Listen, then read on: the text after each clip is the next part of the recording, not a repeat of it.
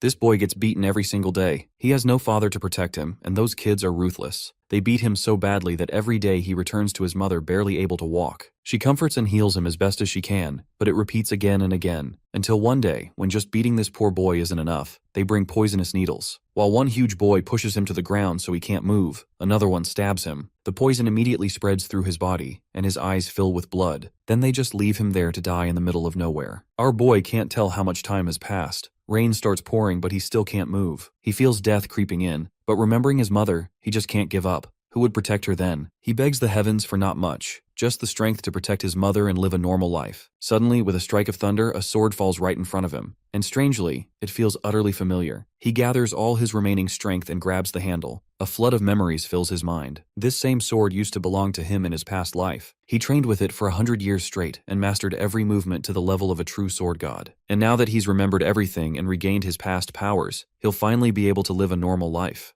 The next morning, his mother rushes toward our protagonist, asking where he thinks he is going after coming in so injured yesterday. Instead of being discouraged, he tells her not to worry and assures nothing bad will happen. He smiles and waves at her, promising to be back. Meanwhile, standing by a tree, the bully wonders if Yeonmyoung is avoiding them today. Another bully replies that they beat him up quite badly, so he probably doesn't want his mother to see him in a sorry state. The first bully laughs, saying that if he shows up, they will beat him thoroughly, and if he doesn't, they will gather the kids to mock him. Just then, another bully turns, announcing our boy is coming. Ryong jumps down from the tree, reminding him that he is really late, and she thought he wasn't going to show up. Our hero faces them with a blank expression. The boy bully approaches, noting that Yeonmyoung must have had a hard time but asking why he looks unharmed. My guy acts like a Chad he is, claiming that much will not hurt him. Moonchan and the other bullies are amazed at his audacity. In response, John Gill clenches his teeth in anger, suggesting he needs a hot compress. He starts twisting his wrist, ready to fight. Surprisingly, our boy thanks John Gill.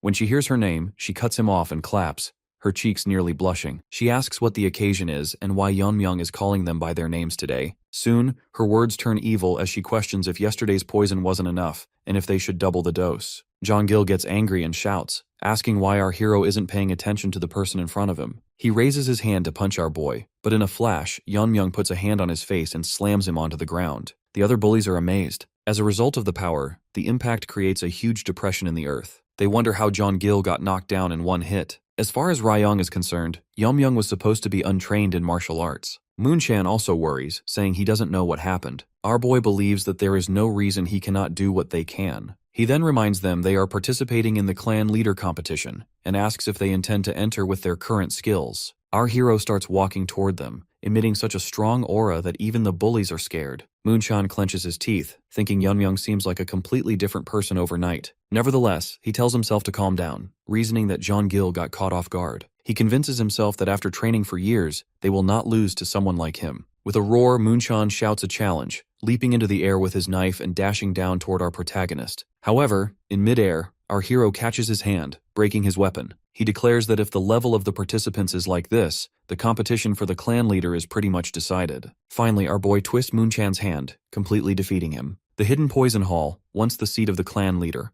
now serves as the council room for the elders. An elder addresses the assembly. Since everyone has gathered, the meeting should commence. He notes that the participants for the upcoming young clan leader competition appear to have been finalized. Because of this, he proposes a final decision regarding the participation of Tang Yeonmyoung, the son of the Poison Phoenix. Although Yeonmyoung has not officially announced his participation, it is well known that the other children have openly beaten him. Not to mention, he has shown no achievements. That is why he assumes there should be no objection to excluding him. However, a member argues that excluding our protagonist, who carries the blood of the previous clan leader, might raise questions about the legitimacy of future competitions. The elder acknowledges the concern but insists it would be a greater problem if someone unskilled were to lower the level of the competition. Even if our hero is of the previous leader's blood, he now amounts to nothing but a burden. Just then, the door slams open, shocking everyone. Our boy enters, dragging Tang Young Ryong behind him. The elders demand to know what he is doing. Yeonmyoung presents the injured Ryong, her eye completely red, a clear sign she has been poisoned. When asked for an explanation, he reveals that he is fully aware of his actions. The members are horrified to witness this unprecedented sight. The boy makes himself clear. He has endured suppression in the Tang clan for too long, and he no longer intends to endure anything. In response, a member shouts, asking how he could harm a child participating in the competition. Another stresses that harming a competitor is a serious crime.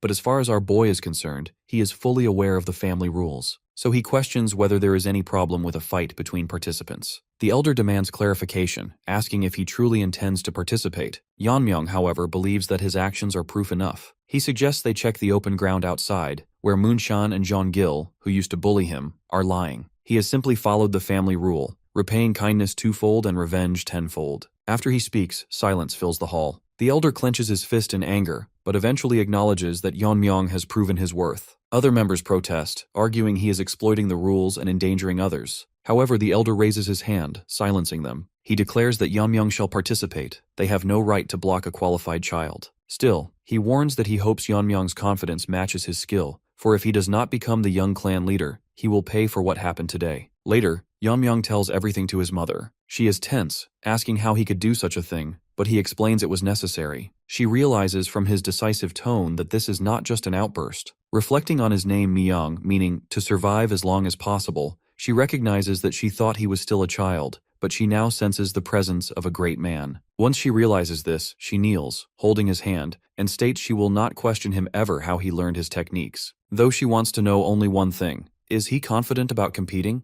Our boy smiles, reminding her that he is the Poison Phoenix's son. His words make her emotional, and she hugs him, expressing her pride. Hugging his mother, our protagonist thinks her embrace is warm. Consequently, he vows to protect his ordinary life and eliminate anything that disturbs it. 1 month later, in the garden, Tang Jihye walks with Tang Jeokhui, the Dark King's great leader. He considers leaving things as they are, especially since the competition is not child's play. She smiles, telling him to let Yeonmyoung be, confident that our hero has his reasons. In turn, Jeokhui also acknowledges the boy's mentality and courage are unbelievable for his age. She thanks him for protecting Yeonmyoung so far. Even so, Jeokhui admits he had to step in, but wonders if it is really okay for our boy not to train separately. Meanwhile, our protagonist sits in his room, meditating. He reflects on his routine, eating clean meals, sleeping well, and using internal methods to correct his twisted chi paths. You see, simply honing strength and skill is unnecessary right now for someone who has awakened as a swordmaster. For that reason, he believes it is essential to fortify the vessel first. He places his hand on the ground, thinking that at the tender age of 12, his meridians are not heavily blocked. Balancing on one finger, Yeonmyoung concludes that as his level increases, his transformation will occur naturally. Finally, competition day arrives. Our boy enthusiastically tells his mother he is leaving, and she tells him to take care. Tang Jeokhui also bids farewell to his sister, and then our hero and Jeokhui depart. From behind, the mother watches them,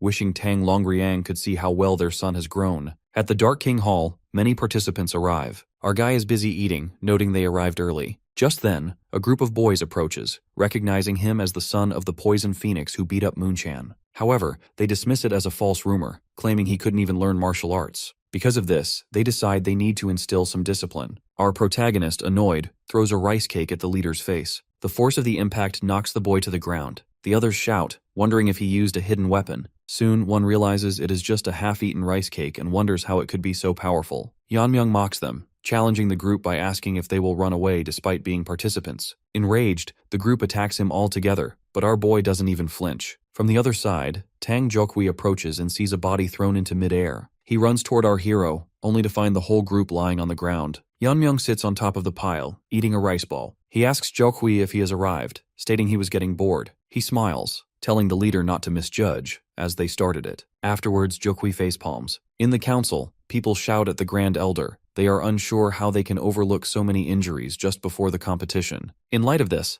Elder Seok-jung suggests changing the rules. Outside, participants gather in line. One girl whispers, asking how the competition is conducted, so another girl explains the process. 2 to 3 years of training followed by one-on-one duels. On stage, Tang Jeokhui calls for silence. He introduces himself as the overseer and explains the order. 3 years of practice, followed by the main competition. Suddenly, the elder enters the stage and announces that it will be conducted as a goo poison match. Everyone is shocked. As they know, a goo poison match refers to placing strong poisons in a jar to fight until only the most potent remains, a battle royale where only one survives. The elder explains that due to the unfortunate incidents causing numerous dropouts, they cannot proceed with standard duels. Naturally, Jeokhui realizes this is happening because of our boy. The elder states that to prevent further incidents, they changed the format. As a result, the students are clearly angry, blaming Yeonmyoung. The elder says the position is vital to the Tang family's future. He commands them to fight, survive, and conquer, promising the victor will possess everything. Our guy looks at his opponents with a smirk. Now that he realizes only one competitor will survive, he thinks to himself that it does not seem difficult at all. At night, a secret meeting takes place at the Dark Moon Sword Sect camp within the Black Death Alliance territory in Sichuan province. One of the men thanks everyone for gathering, then asks them to listen carefully regarding the recent schemes of the Tang family. In response, the other men at the round table inquire if he is referring to the young clan leader competition.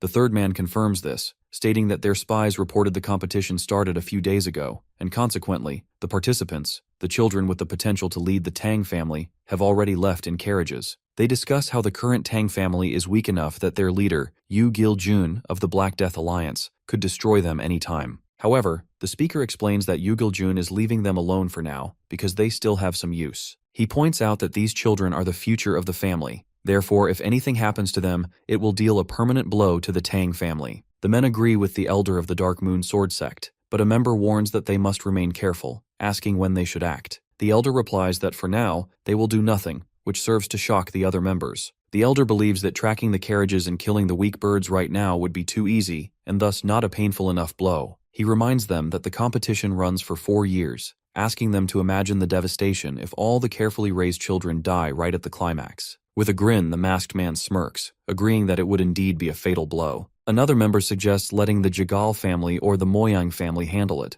The Dark Moon elder, Makinhu, agrees, deciding that they will just track the carriages and make their move after 4 years. The tracking is already arranged, and has already planted a small seed to ensure the Tang family falls entirely into their hands. Meanwhile, at the common mountain venue for the competition, the instructor leads the group forward. The man announces that although the rules changed, the schedule remains the same. So participants will be called by number instead of names. Since they are Group 7, the instructor turns and realizes one is missing. Looking back, he asks number 28, who is our protagonist, why he is lagging behind. Yanmyung apologizes for the lag, as he was just thinking for a moment. The instructor scolds him even with his apology, warning him not to fall behind. As they walk, our boy wonders why the person leading them doesn't sense it. He feels a presence behind them, certain they are being tailed. Suddenly, as they move forward, they stop in front of a huge cliff. From the cliff, a voice demands the password from Group 7. The instructor answers with, Poison King of Hidden Poison, and a light shines, confirming the code. Immediately, a figure steps out from the rock face, holding a hand fan. He introduces himself as Jigal Changshin, stating he is here to assist in their competition.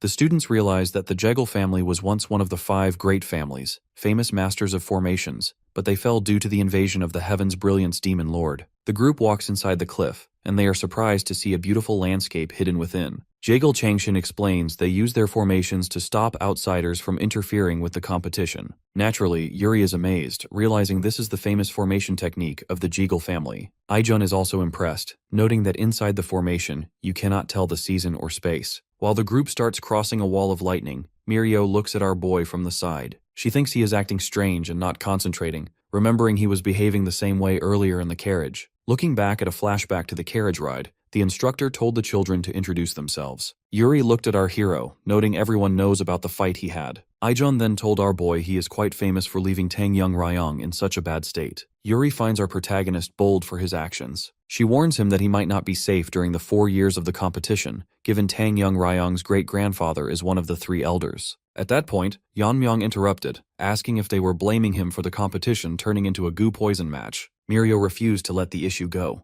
Given his smug face, she is unsure if that looked like the face of someone who felt sorry. Instead of apologizing, our boy smirked, making Mirio even angrier. Back in the present, Mirio watches our hero while walking. She vows that if this guy causes another problem, she won't let it slide. Suddenly, she bumps into Yuri because everyone stops moving. Both Yuri and Aijun look terrified, realizing that Jigal Changshin, their guide, has completely disappeared. To their surprise, our boy moves forward and tries to touch the empty air. Mirio wonders what he is doing. She finds it strange that he looks so relaxed. Meanwhile, Jigal Changshin walks down the road alone. In his mind, he assumes the kids must be panicking inside the formation by now. After all, he knows that inside the Jegal family's 7-lock Phantom Dome formation, there is no escape without the caster. He recalls the elder promised to double the support for the Jegal family if he eliminates number 28. But suddenly, to Jigal Changshin's surprise, the air behind him cracks open. From the crack, the 4 kids peek out. Changshin completely freaks out, shouting in confusion. Our boy questions the possibility with instructor Jigal what will happen if he leaves them behind. Changshin is speechless, then quickly lies and claims he made a mistake. Yuri turns toward our protagonist, asking how he did that, to which he simply says he cut it. As far as Mirio is concerned,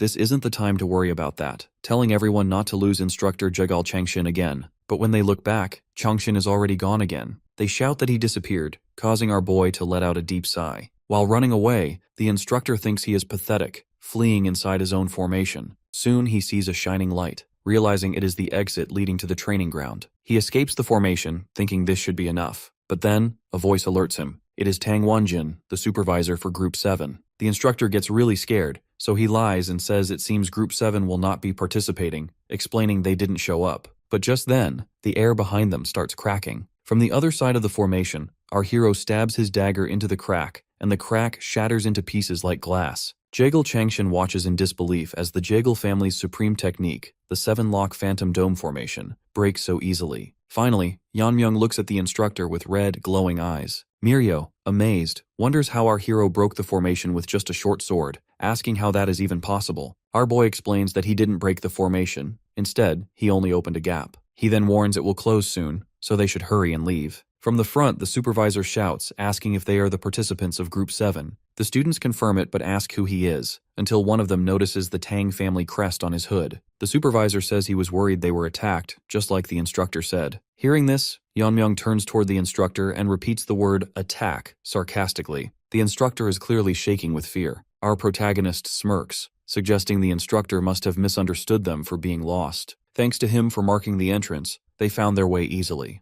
Yeonmyoung suspects the instructor is acting under orders from the Tang family elders for now, but decides to let it be since it is just a guess. However, he vows that if he finds out after the competition that the instructor worked with the elders, he will destroy the Jegal clan completely. In response, the instructor laughs with a shaking voice, apologizes for making a mistake, and says he will go check the broken formation. With that, he runs away quickly. The supervisor then welcomes them for arriving safely, apologizing for the noise and the lack of an escort. He introduces himself as Tang Wanjin, a member of the Bongwi Brigade, responsible for their training during the competition. The Bongwi Brigade is a direct military force that served under the former young clan leader of the Tang family. Because each member is as powerful as a great leader, they are one of the Tang family's strongest elite forces. Mirio watches Yeonmyoung pick his nose and feels irritated, especially as she remembers that the previous young clan leader was his mother, the Poison Phoenix. After flicking a booger away, our boy asks why Tang Wanjin is not in the Tang family main house. The supervisor explains that years ago, they fought a desperate battle to protect their master, the Poison Phoenix, against Heaven's brilliant demon lord,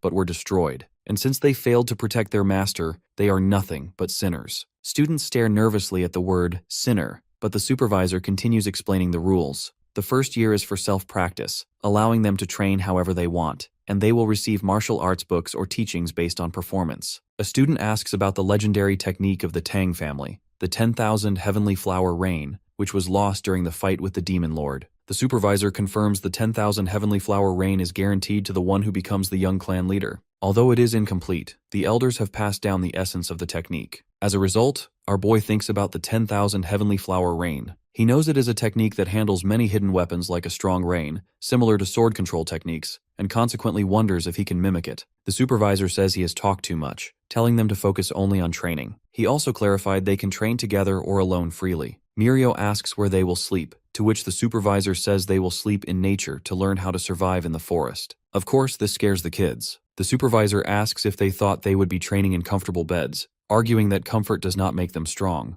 That's why adapting to extreme environments is the priority. He raises his fist and tells them to start practicing based on their own judgment. While the three kids are shaking with fear, our protagonist remains relaxed. Yeonmyoung interrupts and asks if it is okay to live comfortably and sleep in a nice bed if he is qualified. After all, nutrition is important for growing kids. He also feels that adapting to the forest seems unnecessary. Once again, the kids clench their teeth, shocked at his arrogance. The supervisor thinks for a moment, seeing our boy as the definition of arrogance. Even though the other kids get mad at him, the supervisor agrees to the deal. He says if our hero passes a test, he can stay in the manor inside the formation, but if he fails, he better be prepared. Yeonmyoung agrees. The supervisor then announces the test is simple. Team members will surround him and throw hidden weapons. Suddenly the scene changes. Our boy stands in the middle, while around him, on the ground, in the trees, and on the cliff, men are waiting. The supervisor explains the test. If our protagonist manages to block or dodge the weapons within 5 steps while blindfolded, he passes. Once he wraps a blindfold around his eyes, the man above the cliff prepares his blades. Every man in position gets alert. The other students wonder if this is even possible, noting that no one is moving yet. Mirio wonders if they are waiting to increase the pressure. Suddenly, everyone throws their weapons at our hero from all directions. Yeonmyoung stands completely still, counting all the blades thrown at him. He thinks it is a bit much, but still a simple task. He takes out his dagger and uses a technique called attachment. Consequently, he blocks all the attacks with his own dagger. Attachment is a principle of martial arts often overlooked, falling under categories like depth, weight, speed, and change. The specific art of ascension contains breaking, scattering, attachment, cutting, and sharpness. For Yeonmyoung, who realized these principles through the sword in his previous life, this is easy. But for those who haven't reached enlightenment, it is shocking. Our hero deflects every single blade. None of them touch him. In fact, none even come an inch close to him. Everyone is shocked, and the supervisor cannot understand what happened. Just with a single movement, all the hidden weapons were repelled, attracted, and neutralized. The students ask what they just witnessed, unable to believe all the weapons were stopped with one swing. Then, our protagonist takes off his blindfold and asks if he passed. Students watch the supervisor, who is distracted by his thoughts, until they shout to get his attention. The supervisor coughs and admits our boy passed. He tells him he may go to the manor and rest. As Yeonmyoung flips his dagger, the supervisor thinks a monster seems to have appeared. Mirio, meanwhile, is annoyed and jealous, so she shouts, asking if he plans to leave his team behind to enjoy comfort alone. The Chad ignores her. He looks straight ahead with a smile and wonders aloud if the manor offers different meals as well. Naturally, the students are further annoyed seeing him tease them like this. The supervisor thinks it is good that the other team members haven't lost motivation, but he feels the battle for the clan leader position is already decided before the competition even begins. Maybe this kid is the one. Suddenly our boy stops walking, turns around, and reminds his instructor to include meat with every meal because he needs to eat well to grow. Later, a pack of wolves descends upon the carcass of a dead bear, eager to feast. However, the moment they sink their teeth into the meat, they begin to cough violently, blood spurting from their mouths as they collapse, foaming at the mouth. At that moment, from the shadows, a student lunges forward and finishes them off. After dealing with the wolves, the group rests inside a cave for the night. Yuri is delighted that the paralysis poison she prepared worked perfectly. Ijun also agrees, noting that if she continues performing like this, they should be fine. Additionally, Mirio compliments him, saying his poison-making skills are impressive, and his rainstorm technique is not ordinary either. All three sit around the fire with gloomy faces, waiting for the meat to cook. While waiting, Yuri reflects that it has already been 4 months. She recalls how on their first day, they were preoccupied with running away, and their first encounter was with a bear. She laments that they could not even find prey initially and had to survive on grass roots while shedding tears. Eventually, however, they succeeded in hunting and finding shelter. Suddenly, Ijun wonders aloud if Yeonmyoung is living comfortably by now. The mere mention of Yeonmyoung's name triggers Mirio, who shouts at him not to bring that guy up. Ijun admits he is just curious. She swears that once he goes to the manor, he will get what he deserves. Internally, though, Ijun thinks differently. Considering the performance Yeonmyoung showed earlier, he wonders just how strong he must have become if he has continued training all this time. Just then, Mirio notices something wrong and asks where their meat went. They turn to the fire, only to find the skewers empty. It turns out Yuri has already consumed every bit of it. She burps loudly, satisfied with the meal, and, noticing their death glares, asks why they are looking at her like that. Naturally, Mirio and Ijun explode in rage, screaming at her for asking such an obvious question. Meanwhile, at the Gangdong Mountain 7-Lock Phantom Dome Formation stronghold, Yeonmyoung stands in the center of the training grounds, encircled by dozens of armed warriors. Instructor Woojin gives the order to begin, and immediately, 2 warriors rush at him from different sides. Yeonmyoung lands a swift kick on one, but while he is momentarily distracted, the rest of the group lunges with their weapons. However, he sees every micro-movement. Before their blades can reach him, he vanishes. The warriors are shocked, looking around in confusion until suddenly, Yeonmyoung appears above them in mid-air, wearing rings on all 10 fingers. He declares it is time to test his new technique. He crosses his hands, eyes glowing green. Then, as the warriors brace themselves, Yeonmyoung throws all 10 rings downward. The warriors are confused by the scattered weapons, but suddenly the rings transform in mid-air. They turn into sharp circular spinning blades, attacking before anyone can react. Yeonmyoung commands them to spin, and consequently, the rings move in a wild, chaotic pattern, executing the whirling line frenzy dance. Instructor Woojin watches in disbelief and realizes that Yeonmyoung neutralized the trained members in an instant. Moreover, he controlled the power of such a wide-range attack to only nick everyone's skin, avoiding fatal injuries. Woojin approaches, holding one of the rings, and asks if Yeonmyoung created this technique himself. Yan Myong confirms it, naming the move Whirling Line Frenzy Dance. Woojin is impressed. After all, it would be nearly impossible to escape if caught in that radius. Not to mention, maintaining such a technique must consume a massive amount of internal energy, so it's baffling how he even managed it. In response, Yan Myung explains that he once asked for the manual on eye techniques. Woojin nods, recalling there were the piercing sky eyes and the current flow eyes. He remembers recommending the piercing sky eyes because the other technique was known to be incomplete, but Yan Myung reveals that he has mastered the current flow eyes. Needless to say, Woojin is stunned. He thinks to himself that the current flow eyes is one of the oldest techniques of the Tang family, yet this outsider mastered it. Yeon Myung explains that although the essence was missing, he realized the technique was part of an ascendant martial art. By using the current flow eyes, he can see the perfect trajectory, allowing him to shoot the weapons precisely with minimal internal energy usage. At this point, nothing surprises Woojin anymore. He admits that Yeon Myung filled in the missing essence by exploring on his own. Changing the subject, Woojin mentions that in 2 months, the kids from his team will arrive to undergo the same test. He reveals that they have already proven they have the skill to take the test, but they insisted on returning only after they were more polished. Yeon Myung smiles as he finds it interesting. He is genuinely excited to see how strong those friends have become. Watching him walk away, Woojin wonders if Yeon Myung was actually worried about his teammates. Meanwhile, Yeon Myung looks up at the sky, thinking about fate. In his past life, his only connection was his master, the Sword Ghost. Now, despite his origins and actions, new connections are forming, creating what could be considered part of an ordinary life.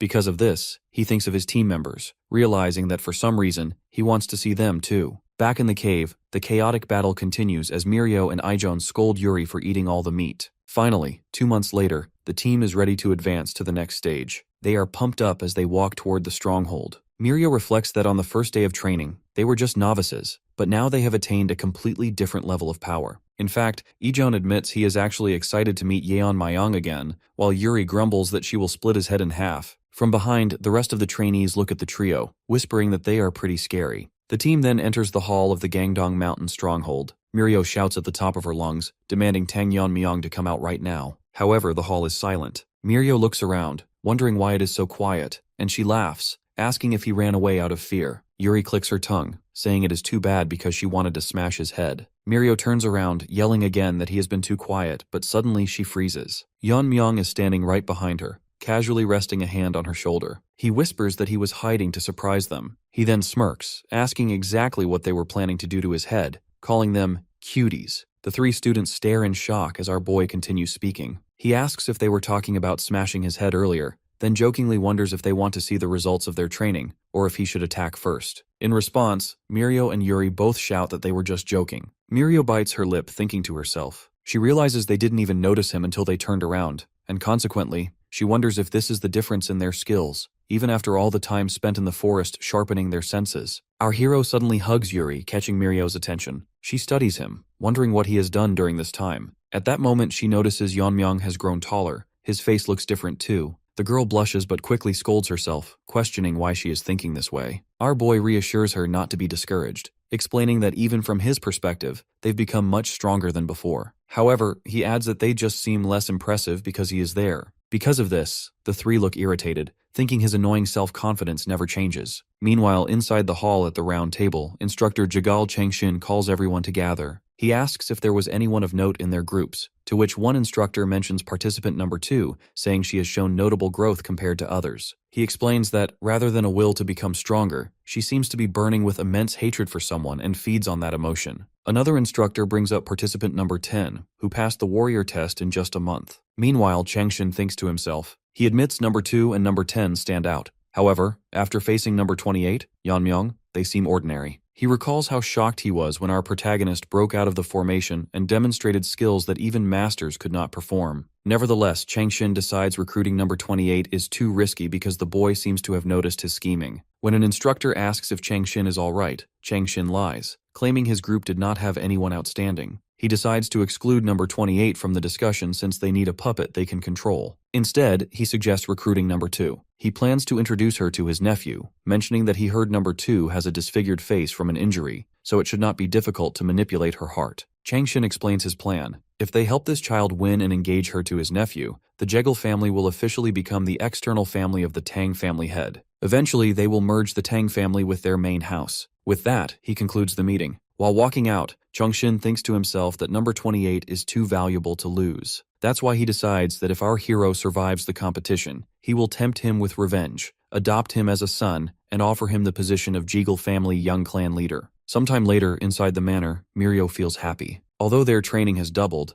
nothing matches the comfort of a good night's sleep. She turns to Yuri and asks if Ijon and Yeonmyeong went to the lab today. Yuri responds positively, adding that Ijon stormed in there, grinding his teeth and vowing to kill. Inside the lab, Ijon smirks. He holds up a vial and says this is the poison he put his whole soul into making. Suddenly, our guy takes the bowl of poison and drinks it straight away. Ijon goes haywire, asking why he drank that much. He calls him a maniac and shakes Yeonmyeong violently, until our hero feels like he is going to faint from the shaking. Foam forms in his mouth, but then our boy burps right in Ijon's face. Ijon falls to the ground in shock, while our protagonist feels immune to the poison. He smirks, asking if the poison is weaker than expected. Because of this, Ijon almost starts crying, shouting that it is a poison that could melt his insides and wonders why he is still okay. Our guy teases him, suggesting maybe his poison just isn't that good. Naturally, this makes Ijon furious. He screams, questioning why our hero isn't dying. Outside the door, Mirio and Yuri listen to the shouting and guess it isn't working. Afterwards, our boy drinks another bowl.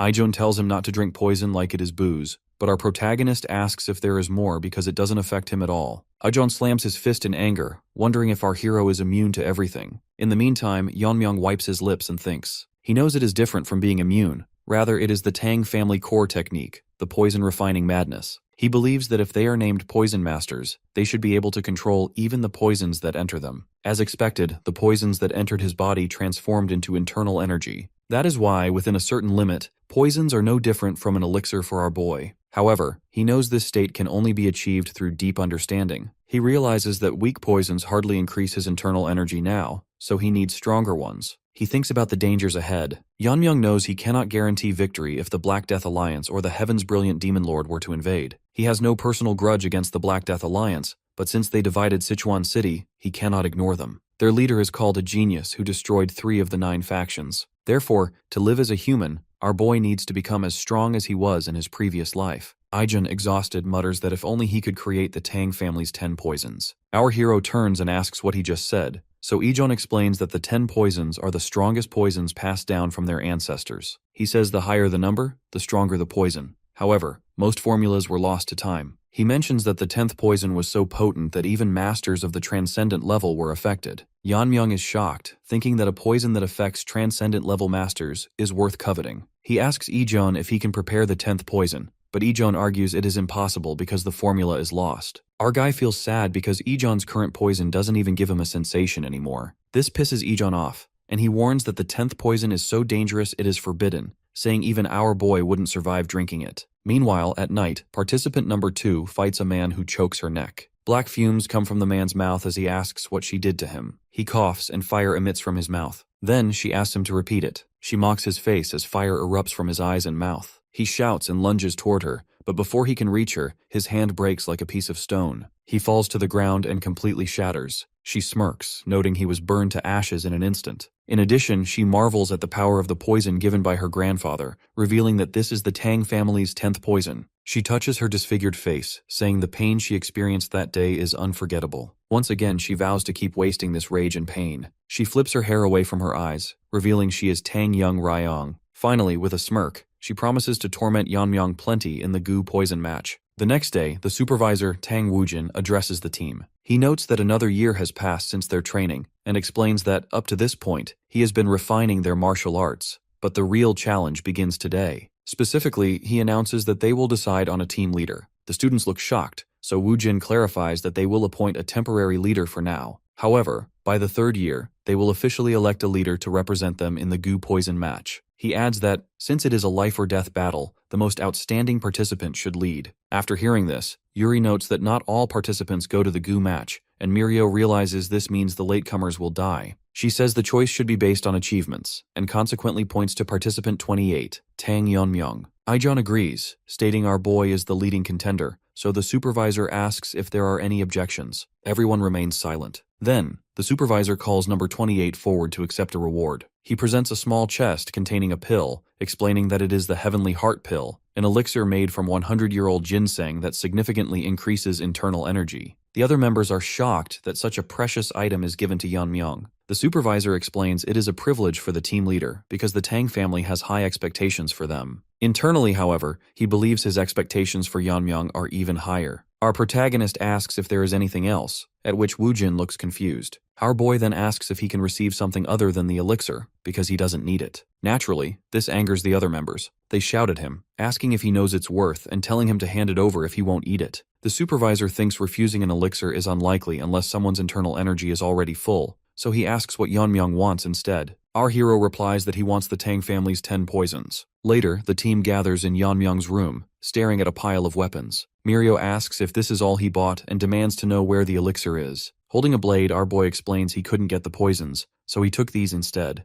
Mirio tries to punch him, but he dodges, causing her to shout and call him a fool. Yuri says they should respect his choice, and Ijeon adds that the elder will be pleased to save the pill. Our protagonist interrupts, revealing he hasn't returned the pill yet. The scene shifts hours earlier. The supervisor hands the weapons to our boy, asking if he is sure. Our hero says he regrets not getting the poison, but this is sufficient. When the supervisor asks if he needs anything else, our boy asks what the plan is for the returned pill. The supervisor says it goes back to the medicine hall, but our hero suggests an idea. If the team members combine forces to defeat the temporary leader, they should get the pill. The supervisor agrees, thinking it is good motivation. Back in the present, our boy finishes explaining, and then he tells them to challenge him any time before the goo poison match. Immediately, the team members sprint outside to get their weapons, shouting that Tang Yeonmyeong is done for. Watching them go, our protagonist resolves not to go easy on them. In fact, he decides that if he becomes the young clan leader, he will ensure everyone gets a heavenly heart pill. Afterwards, he walks outside to sort out the pecking order. Seasons pass, and the team has grown a lot. In the middle of a fight, our boy hits Ijeon away and asks how many times Ijeon has lost. Ijeon replies about 173 times. Mirio asks if our hero ever gets tired, while Yuri admits she gave up fighting long ago and just lives to see Yeonmyeong's face. Mirio blushes and agrees it is fun to watch him. Finally, our boy extends a hand to Ijeon, stating that since Ijeon accepted defeat, our boy will take the position. Ijeon takes his hand, saying he cannot imagine Yeonmyeong losing to other teams. The supervisor then approaches and praises their growth, formally appointing participant number 28 as the team leader. He announces that the actual goo poison match begins tomorrow. He notes other teams suffered deaths and disqualifications.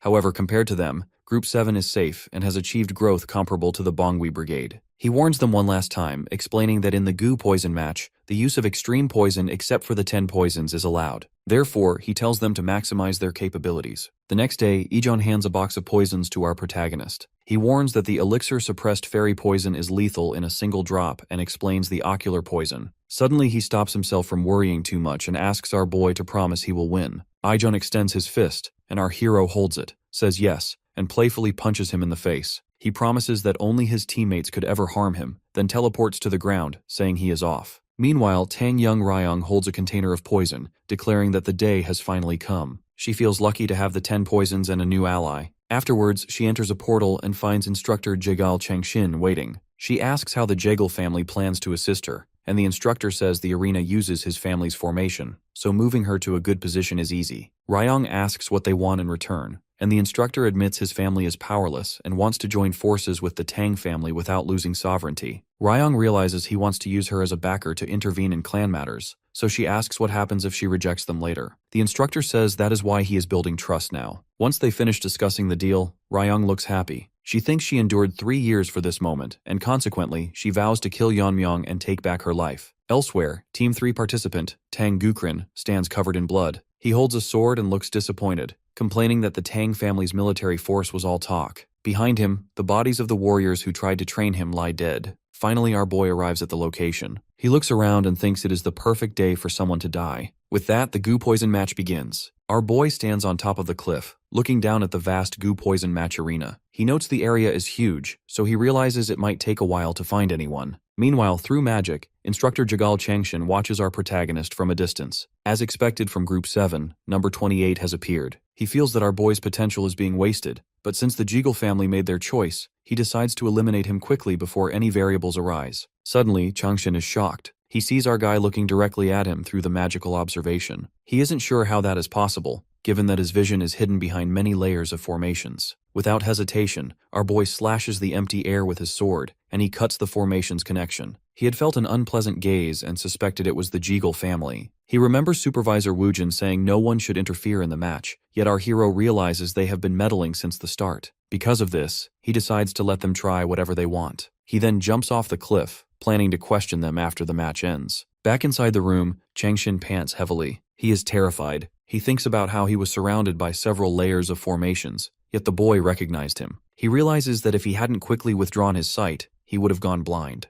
Moreover, he saw the boy's swordsmanship cut through the space of the formation itself. He frankly admits he has never seen such a skill level. Changshin realizes this is a miscalculation. Number 28 is not someone they can handle. As a result, his eyes turn red as he decides they must stop the boy by any means necessary, fearing revenge. Meanwhile, a girl runs through the forest, panting and bleeding. She doesn't want to die, and she regrets joining the competition. She only wanted to achieve a decent result to help her poor parents. That is why she plans to surrender and withdraw immediately. However, she suddenly runs into Tang Gukren. He is covered in blood and standing over many dead bodies. He looks at her and says it is a good time for a gathering. The girl tries to run away, thinking she just wants to surrender, but Tang Gukren appears behind her instantly. She is willing to surrender to anyone and leave the Tang family, yet Tang Gukren mocks her. He asks what she just said about him becoming the clan leader and insults her. She talked big but didn't last long. Furthermore, he mocks her lightness technique and calls her internal energy pathetic. She shouts at him, asking why he is going this far since they are all from the Tang family. In response, Tang Gukren smirks and rests his sword on her shoulder. The guy doesn't give a damn if his words are hurtful. Not to mention, he never once thought of himself as a person of the Sichuan Tang family. With an easy swipe, he cuts her neck in one go. Meanwhile, our boy runs across the ground. He stops when he sees a cave. That's exactly what he needed. Since there is no human presence, there is no risk of being found. He enters the cave, noting that nothing is alerting his senses, so he decides to quickly ascend to the transcendence level here. He sits deep in the cave and thinks that since his body has grown, there shouldn't be any side effects. He starts gathering energy around his abdomen, combining his enlightenment with the internal energy he built up from drinking Ejon's poisons. Suddenly, our boy's body bursts with immense energy. He destroys the barrier on his meridians, and his internal energy explodes with force. Usually, martial artists feel tremendous pain as joints break and reattach,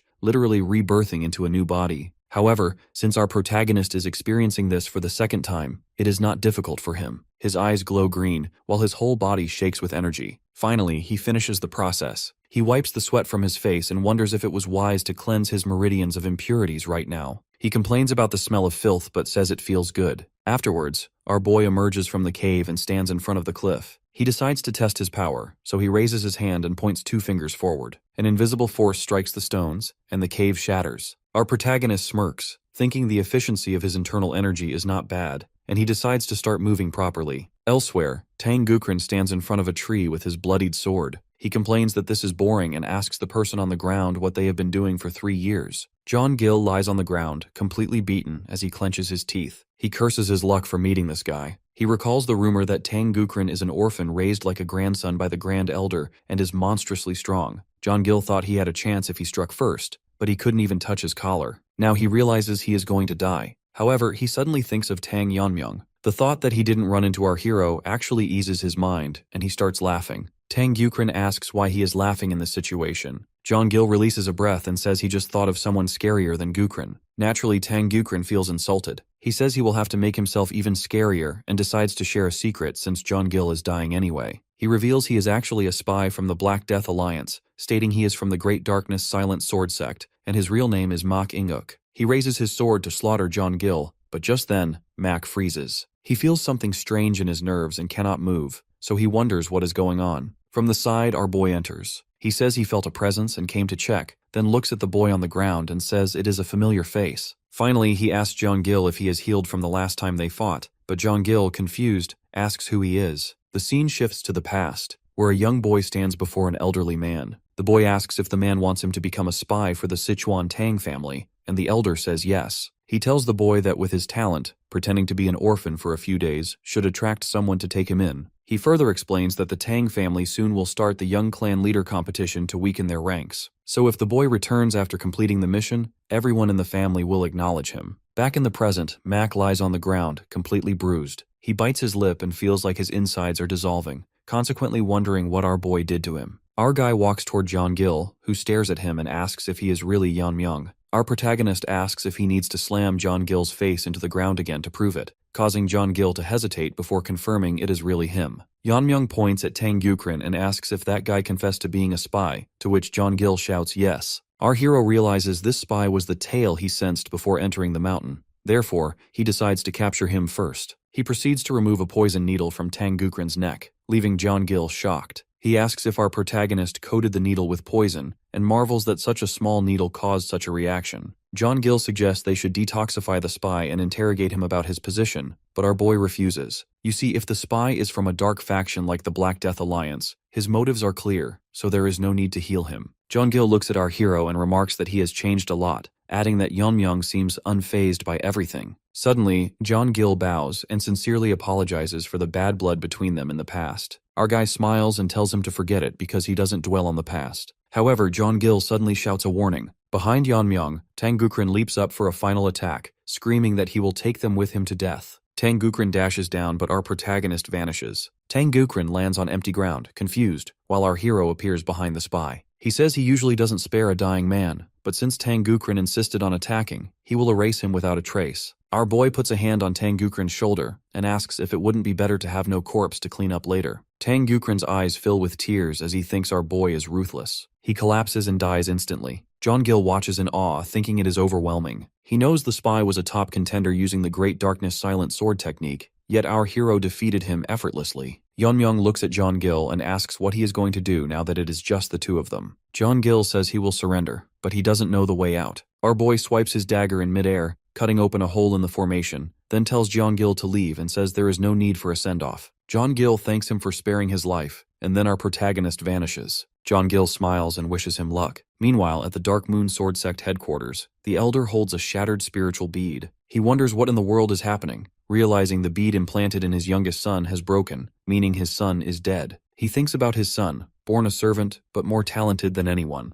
To protect the boy from his jealous wife, he sent him to live as a spy in the Tang family. Because of this, the Elder clenches his fists in rage. He feels he hasn't done much as a father, so he vows to settle this grudge. He shouts orders for all disciples to prepare for departure to Gangdong Mountain, deciding the time to bring down the Tang family is near. He declares that no one bearing the Tang surname will return alive. Back at the mountain, it is night. Our boy eats his meal before a fire, but he feels something is off. He has run day and night but hasn't seen a soul, so he realizes it doesn't make sense unless the formation has been manipulated to prevent people from approaching him. He deduces that the remaining survivor must be working with the Jegal family, and scoffs at their arrogant plan to increase influence within the Tang family. Our boy lies on the ground looking at the moon, thinking the night sky is beautiful, and wishing he could show it to his mother. He wonders how she is doing, then falls asleep. However, Tang Young Ryong is hiding nearby. She sees him sleeping and is happy she finally found someone. She recalls that she requested to meet the last survivor, and she looks at our protagonist, thinking he is handsome. She wonders if he is Instructor Jagal's nephew and decides it's a pity about his face, but he has to die. With that, she swallows a pill and releases a bottle of poisonous smoke, spreading the incense poison around him. She dips her knife into poison and tells the sleeping boy not to resent her. She raises the knife to strike, but suddenly our hero speaks. He asks if she is sure she is prepared, then grabs her neck before she can move. Ryong coughs as he lifts her into the air. Our boy asks if she is the one cooperating with the Jegal family, accusing her of hiding in a safe place while others fight. He demands to know what deal she made. Ryong clenches her teeth in shock, realizing he knew she was coming, but our protagonist tells her to answer quickly if she wants to breathe.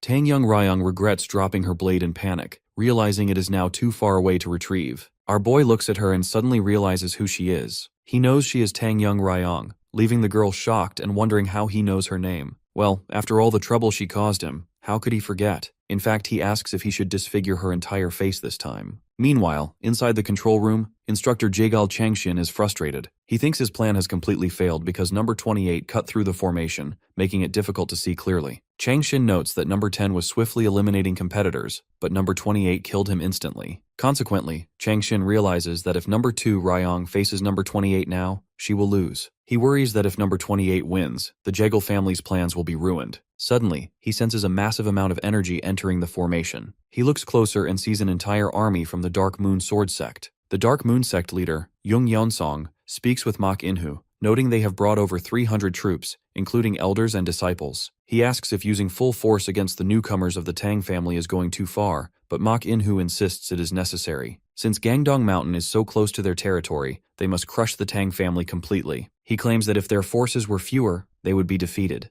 Yeonsong agrees but asks about the spy. Visibly frustrated, Mak In-hoo says the spy failed, mentioning it was someone he cherished. With that, he orders everyone to stop chatting and move out. Chang-shin watches all of this through the formation and wonders why the Dark Moon sect leader is here. He realizes there must have been a spy and considers reporting this to the Bongwi Brigade for action. However, he pauses and a smile appears on his face. He realizes that if he allows the intruders to kill number 28, his plan remains undiscovered, and the Tang family will never know the Jeagle family was involved. That is why he decides to let the invaders in. Back in the forest, our protagonist holds Ryong by her neck. She clenches her teeth, only now realizing he is Myong, and she curses herself for failing to recognize him. While she looks for a chance to use her hidden weapon, our boy glances at her dropped blade. He asks if the red substance on it is poison, noting he has never seen such a bright red poison before. Ryong thinks he is distracted, so she pulls a bottle from behind her back and tries to throw it at him. However, our protagonist catches her hand midair. He scolds her for making useless attempts instead of answering,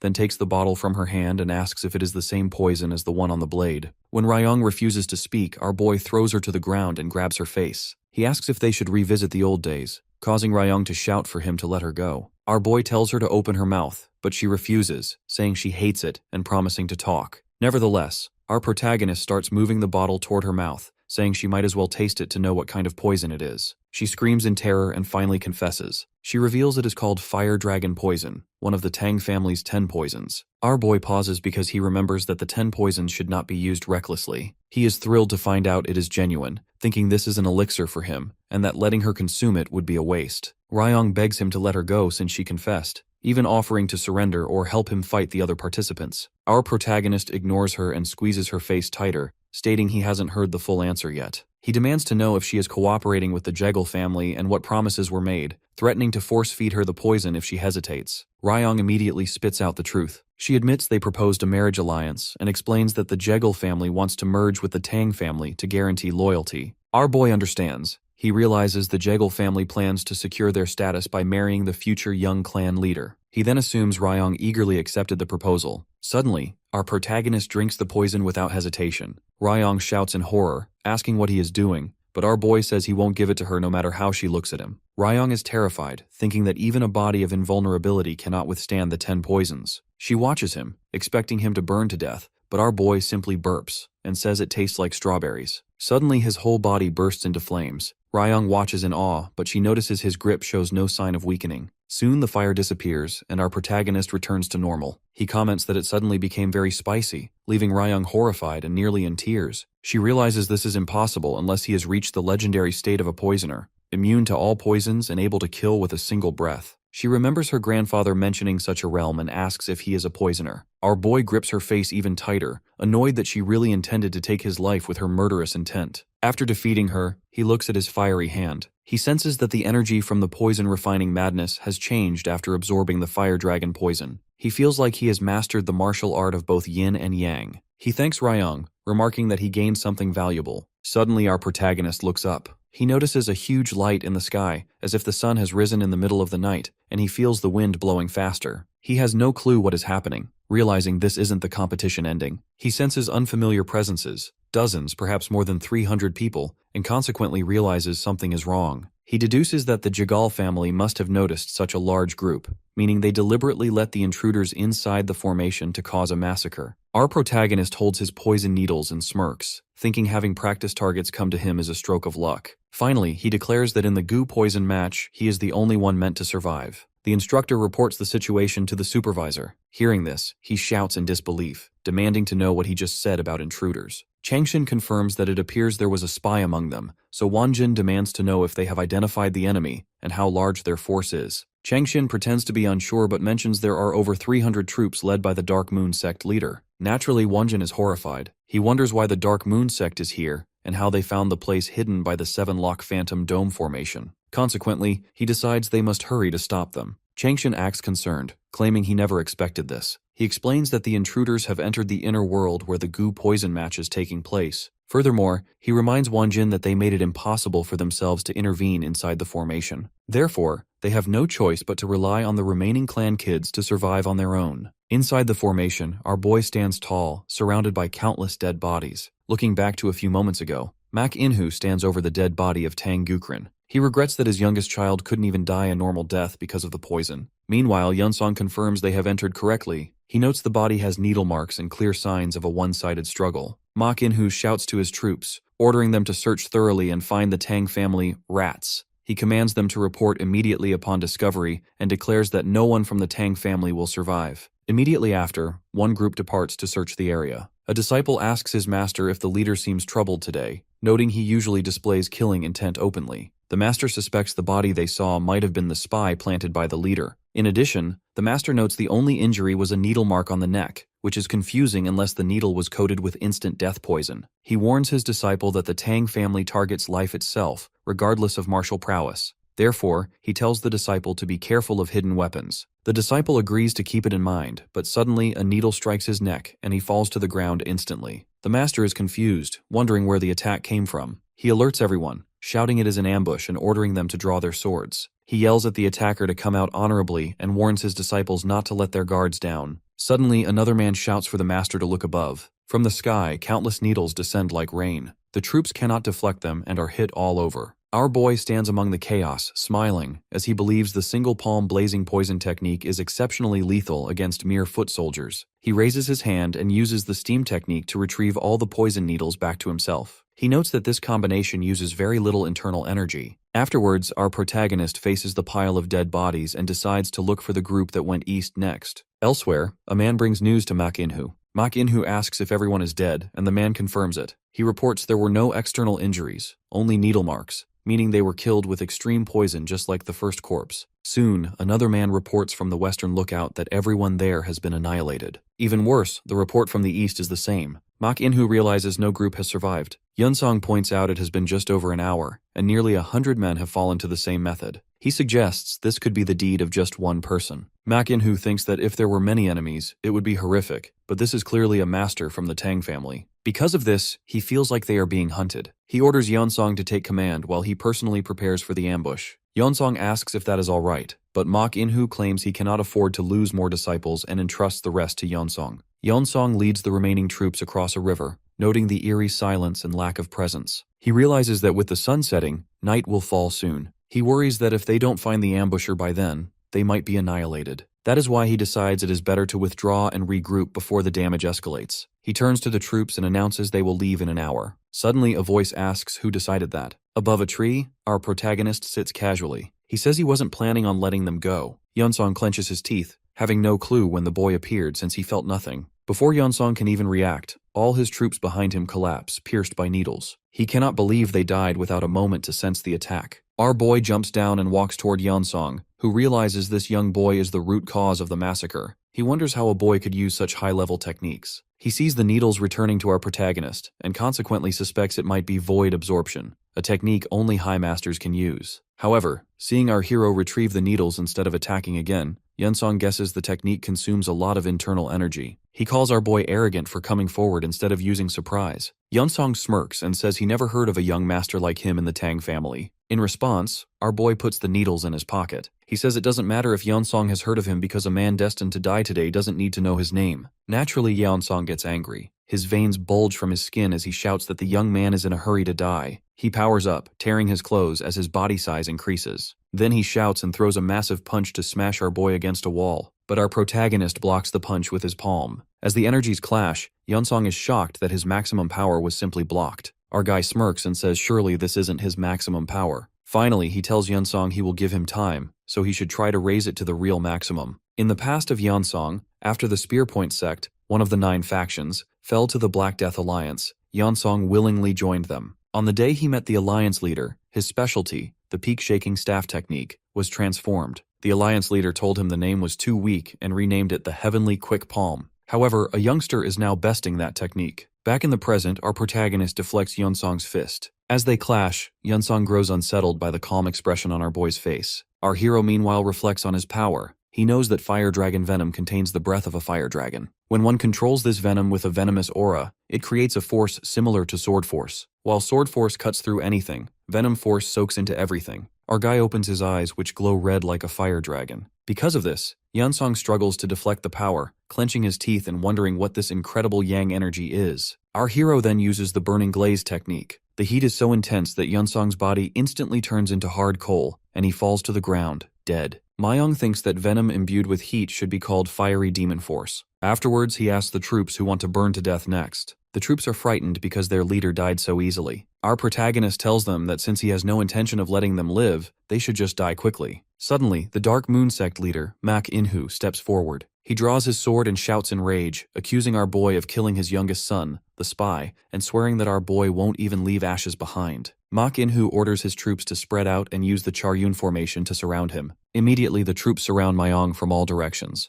They warn each other to be wary of poison and hidden weapons while Mak Inhu thinks about his losses. He feels the pain of losing so many disciples and his son. Therefore, he decides our guy must be eliminated, so their sacrifices aren't in vain. Our boy looks around and thinks the Charyun formation reminds him of training. Back then, he used the whirling chaos dance, but he decides to test something different this time. Suddenly, our protagonist's figure becomes hazy. One opponent shouts that he disappeared and tells everyone to stay alert, yet they cannot catch his movements at all. Our protagonist moves among them, cutting them down one by one. Meanwhile, Mak Inhu cannot understand what is happening. He is shocked that he even missed our boy's movement, and wonders what our hero's true identity is. Mayong finally reappears. In response, one opponent shouts in anger and lunges at him for killing his brothers. Our boy raises his hand and says he will borrow their swords. By using the destruction principle, he shatters their swords into pieces using just his hand, without even touching the blades. The man calls him a monster, unable to believe our protagonist destroyed their swords without touching them. Our hero then uses the principle of dispersal to scatter the scraps of broken blades. After that, he controls the force to make them spin within a certain area, forming a tornado of metal shards. The opponent shouts in horror, thinking this is the legendary Tang family technique, the 10,000 heavenly flower rain. He screams that it is impossible. Suddenly, the tornado of shards hits the opponents, cutting them to pieces. The massacre is brutal. Our boy admits to himself that it doesn't match the power of the real 10,000 heavenly flower rain, but it is enough for lesser foes. That's why he names this technique the Iron Shard Volley. One by one, the bodies fall to the ground. Our protagonist looks at Mak Inhu and asks if it is finally Mak Inhu's turn to step in after using his men to exhaust our protagonist's strength. Ma Inhu is furious. He takes out both his swords and tells our hero not to get cocky, declaring that with the Taiyi twin sword technique and the silent sword technique bestowed by the alliance leader, he will grind Mayong to dust. Our boy smirks and calls it a death wish. Immediately, Mak Inhu dashes forward, shouting that he will crush him. Our boy simply lifts his small knife. Mak Inhu unleashes all his moves: Taiyi twin sword, silent sword 10 strike, and the art sorrel sword dance. However, every attack looks slow to our protagonist. He eventually gets bored and yawns, which irritates his opponent even more. The bastard attacks again with silent sword strike, but nothing puts even a scratch on our hero. In the end, Mak Inhu is exhausted and breathing heavily. He leans on his sword, unable to believe his technique failed against a simple knife. Our boy then interrupts him. He says he has some expertise in swordsmanship and quickly grasps the flow of Mak Inhu's attacks. Finally, our guy asks if the technique was supposed to be performed this way, and black fumes start coming from our hero's knife. Seeing this, Mak Inhu is terrified and asks how Mayong can wield the silent sword technique. Mayong explains the technique. Since the sword has such murderous energy, it was clearly made with the intention of killing. It doesn't have energy that is difficult to handle. Mak Inhu is confused and cannot digest this information. You see, this old man was only able to handle this little trick after mastering the ultimate twin sword technique. So seeing this brush it off nonchalantly doesn't make sense. Speaking of this technique, our boy remembers that the man he killed a few hours ago was also using this technique. He asks if that means Mak Inhu is part of the Dark Moon Sword Sect. Our boy admits he doesn't know much about them, but he knows they are under the Black Death Alliance. He explains that it is well known the Black Death Alliance transforms martial arts to suit the user, no matter what skills they originally had. That is why people forsake their former lives to join them. Mak Inhu asks what he is trying to say, so our hero replies that he is just disappointed over something as trivial as this technique. He says it is something anyone can imitate as long as they can handle murderous energy. Furthermore, he mocks Mak Inhu. Since the leaders bestowed this kind of martial art on him, they must not have had much faith in him. In response, Mak Inhu shouts curses at him, but our boy ignores him. Since Mak Inhu tried his best, he will show him true ability in return, warning him not to be too amazed. Green energy emits from Mayong's body as he explains that for those who have reached a transcendental level, blade length does not matter. Immediately, the blade of our boy's knife gleams green and starts to extend with light energy. The sight leaves Mak Inhu in utter shock. Our guy then uses the technique Blade Rival, slashing his knife with immense energy. The impact is so great that it cuts through the mountain and the forest, forming a huge depression in the earth. Afterwards, our protagonist wonders aloud if the damage is smaller because his body is not like before. Mak In-hoo cannot understand what he is seeing, realizing there is no way a normal sword technique can do this. He realizes our protagonist handles the blade energy with ease and has reached the final stage. Suddenly, our boy asks with a murderous voice if that is important. Completely scared, Mak In-hoo dashes away to dodge the attack. The boy finds this old coot annoying. He asks how Mak In-hoo thinks he can get away by just running around. Everything will be over the moment he is caught. However, before slashing his blade again, Myung stops. He decides that as a member of the Tang clan, it only makes sense to kill him the Tang clan way. With that, he puts his hand under his robe and takes out his rings. Mak In-hoo runs desperately through the forest, thinking this cannot be. He wonders who in the world raised such a monster in the collapsing Tang clan. Suddenly, the rings fly toward Mak In-hoo from behind, cutting trees and obstacles like tofu. Mak In-hoo tries to deflect them, but their speed and cutting power terrify him. He realizes he cannot get rid of them by running and consequently must fight. He dodges and blocks, but the rings crack his sword and cut his body. Finally, his arm is cut. Mak In-hoo stands bleeding but defiant, shouting if the boy is happy that he blocked them all. As long as he stays alive, he can plan for the future, assuming our boy wasted a lot of energy using that skill. But from the front, our boy walks in calmly. He asks if he should be complimenting Mak In-hoo, who is shocked that the kid is not tired at all. With a flick of his finger, our boy calls out all his rings. They hover in the air and point toward Mak In-hoo, leaving him to clench his teeth in shock. He wonders who this bastard is and regrets leaving everything behind to join the Black Death Alliance, only to be defeated by a boy he couldn't even hurt. Ultimately, Mak In-hoo is completely defeated as the rings strike him down. The rings return to Myung's finger, happy that he caught everyone. He is also happy he gained something by experimenting with different techniques, thinking it would be nice to teach this to his people once he becomes the head. Then, he decides to leave. He has loose ends to tie up. The elder who drove his mother into a corner, and the Jegal family who plotted to take over the clan. He vows to set everything right, an eye for an eye. He immediately slashes his blade through the formation wall. Meanwhile, outside the formation, Supervisor Wanjin shouts if there is really no way to enter. Instructor Changshin apologizes, explaining that they made it impossible to intervene. He pretends he never expected the situation to become like this, and the other team members are worried. However, Changshin secretly has bad intentions. Since the entrance is sealed, no one can make it out alive. He knows the Dark Moon Sword Sect sent over 300 soldiers, and believes even number 28 will have a hard time coming back alive. Changshin thinks it is a waste of talent, but decides they cannot be caught getting in the way of the plan. He consoles himself, assuring him that the other candidates are the future of the clan anyway. But just then, the sky above the arena cracks. Something strange happens. Our boy cuts through the formation and walks out. The team members get excited. They knew they wouldn't lose that easily. Yuri runs over and hugs our protagonist, asking if he is hurt anywhere. Our boy jokes that until the competition is over, she is the only one who has hurt him. In the background, Changshin looks visibly tense. Instructor Jegal Changshin is terrified. As far as he is concerned, it is impossible that 300 soldiers couldn't deal with one young bastard. From the side, our boy notices Changshin's tense face, but Changshin quickly hides his expression. Meanwhile, John Gill waves at our protagonist, and Myung smiles back. Changshin cannot believe it. He recalls how our protagonist cracked the 7-lock Phantom Dome formation earlier. Not to mention, the kid cut through a formation designed for battle as if it were nothing. He thinks our hero is a monster because normally, even a master would be caught in it. The boy turns to look at Changshin.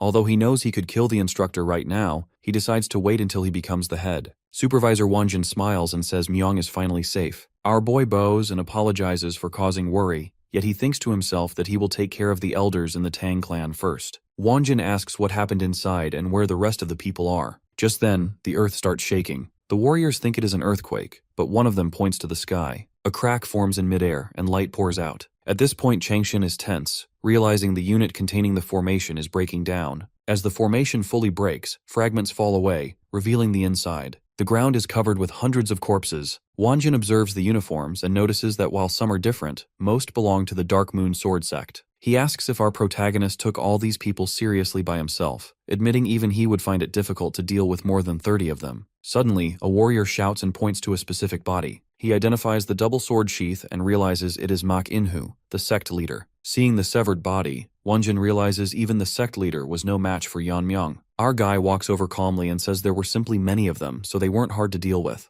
Wanjin had expected that much of the Tang family. This kid Yan Myung is already beyond the level of a head. Meanwhile, the other teams discuss the situation. They are shocked that Yan Myung dealt with over 100 enemies, including the famous Dark Moon Sword Sect. They are sure as hell that the head position belongs to him. Among them, Moonchang grinds his teeth in anger. He feels bitter that he ended up being dead weight because of his ruined arm. That's why he hates that Tang Yeonmyeong, who used to be trash that couldn't learn martial arts, has become this strong. He hates how someone like him dares to rise above. Wonjin interrupts Moonchan's thoughts by declaring that the tournament is concluding. He announces the sole winner is number 28, Tang Yeonmyeong, and asks anyone with objections to come forward. Moonchan wants to say something, but Wonjin cuts him off. Since there are no objections, he declares that the process has concluded fairly. He orders the warriors to gather before the winner. Immediately, dozens of warriors stand before our boy and his team. Ijeon says he cannot believe there are so many warriors and feels overwhelmed. Wonjin thinks that decades after the Tang clan's downfall, a new honor has finally been born to bring forth the revival. He then speaks loudly to Tang Yeonmyeong, appointing him as the new master. Along with Wonjin, 82 members get down on their knees. They bow and greet the new head of the Tang clan. Naturally, Yeonmyeong's team is amazed. They realize that just by being the head, he commands so much respect, and they wonder if they have to speak formally to him now. Wonjin hopes that at an age where he is not even 20, our boy can grow enough to regain the clan's reputation across Sichuan. Our hero addresses them, stating he knows what they want. He promises it won't take long to make it a reality, and asks them to trust him. As a result, the warriors look at him with respect, feeling like he read their thoughts. The weight of his words proves he is the true leader. Consequently, they all pledge to follow Tang Yeonmyeong. Our guy tells them to get ready because they are going back to the main house. As they leave, Moonchan watches them. He is furious, asking himself why Yeonmyeong gets everything. That is why he vows to get revenge no matter what, even if he has to sell his soul to the devil. With a final glare, he promises to bring our boy down. Later that night, Taehyo of the joint sect walks through the arena, looking at the bodies. He says he came as soon as he heard of the situation. Suddenly, a man descends from the sky and lands with a high impact. It is Hyunso. He scolds Taehyo for going alone, saying that now that he is at the top, he must act the part. Taehyo ignores him and notes the silence, while Hyunso finds it is impossible to sleep next to a mountain of corpses. He notes the unusual thing is that over 300 people were killed. He wonders if it is because an old eagle is better than a young crow, referring to the Tang family's past prestige. However, he recalls there were fewer than 100 family members on the mountain. Taehyo agrees it is strange, explaining that the mountain is an open area, so they should have heard of something this big happening. Hyunso suggests the Tang family might be moving while purposely avoiding them. He wonders why they would hide this, especially since they sent valuables in honor of the tournament. Then, Taehyo examines a body. He wonders if the Tang family's blade technique has really declined this much, and asks how many people were killed by a sword blade. Hyunso is confused, so Taehyo corrects him, shouting that it wasn't a sword, but a short blade. He asks if Hyunso realizes these corpses are the work of one person. Taehyo says his eyes cannot be deceived. He explains that most bodies show signs of being defeated by a learned sword technique, but there are no signs of mastery, which is why the cuts are all over the place. However, seeing those who couldn't even draw their weapons means they were dealt with in a second. Finally, Taehyo concludes there cannot be many people with skills like this. He decides he must meet this person and declares they are going to Sichuan. Hyunso asks his master if they are really going to Sichuan, as he worries about accidentally running into the killer. Taehyo scoffs, asking if Hyunso has forgotten that he has reached the top. He is confident that it won't be difficult to protect himself. While Hyunso is also worried about himself. Taehyo insists that even if the killer is a fool, he wouldn't hesitantly start a fight with him. Hyunso sighs,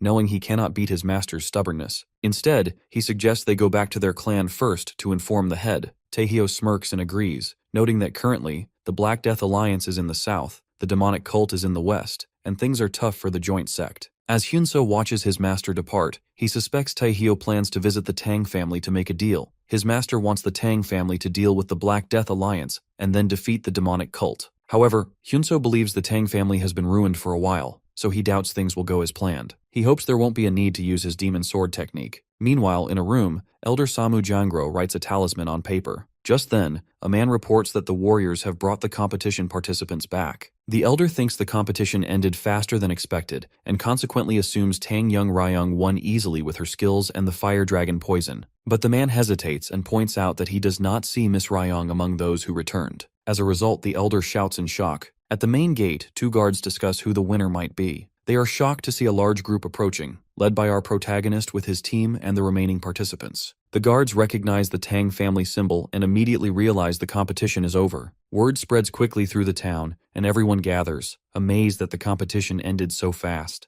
They are excited to see the winner, while the crowd wonders who the handsome man leading the group is. The girls blush seeing Yeonmyeong's face. Suddenly, a man in the crowd shouts for his daughter, Soi, and the girl waves to her father. The father is relieved, mentioning he heard many people died. Everyone reunites with their relatives. However, some parents cannot find their children and start crying. Myung watches them and realizes a mother must also be worried about him. He wonders if she will recognize him and is curious about her expression. Meanwhile, Yuri points out a man with glasses. She introduces her father, who works in the General Administration Department. Our boy jokingly asks if she is already asking him to take care of her father, to which Yuri admits she cannot let go of such an opportunity. Well, the girl is too honest. Yuri then explains her father has skills but hasn't been promoted because he doesn't suck up to anyone. He thinks that isn't bad, and consequently decides that people who aren't close to the elders will be useful when he takes charge. He plans to find people on his side. Just then, Tang Ki-sam, a family official, enters shouting good work to the warriors and the Jagal family. Instructor Changshin quickly bows to Ki-sam, asking if he has been well. Ki-sam laughs, seeing Changshin hasn't changed. He thanks the Jagal family for assisting the main house. He then pats Changshin's shoulder, saying it was a relief to have the 7-lock Phantom Dome formation. He believes the participants were safe thanks to it. Although Changshin knows it was broken, he acts cool. Ki-sam then announces that he has informed the elders, so they should go to the elder house now. He proceeds to dismiss the warriors to rest, but Supervisor Woojin interrupts, saying they will not be going to the elder house. Ki-sam turns around confused. In response, Woojin introduces himself as the temporary leader of the honor guard. Ki-sam asks if he heard wrong, so Woojin states that the conditions of the competition mention the Stealth and Poison Hall as the seat of the winner. He argues it makes sense to go there instead of the elder house. Naturally, Ki-sam clenches his teeth and shouts. He asks how a mere warrior dares to talk about principles in front of the commander-in-chief, and then orders them to disperse immediately or face punishment. Woojin realizes they are being told not to talk back to the elders, which was an expected resistance. Suddenly, our protagonist walks over to Ki-sam and asks who in the world Ki-sam is. Our boy introduces himself as the winner, Tang Yeonmyeong. Later, Ki-sam reports the situation to the elders. The elders ask who the winner is, and he hesitates before revealing it is Tang Yeonmyeong. In response, an elder gets angry. He slams his hand on the table, shouting that it is impossible. He is in disbelief how that brat could win against the fire dragon Poison.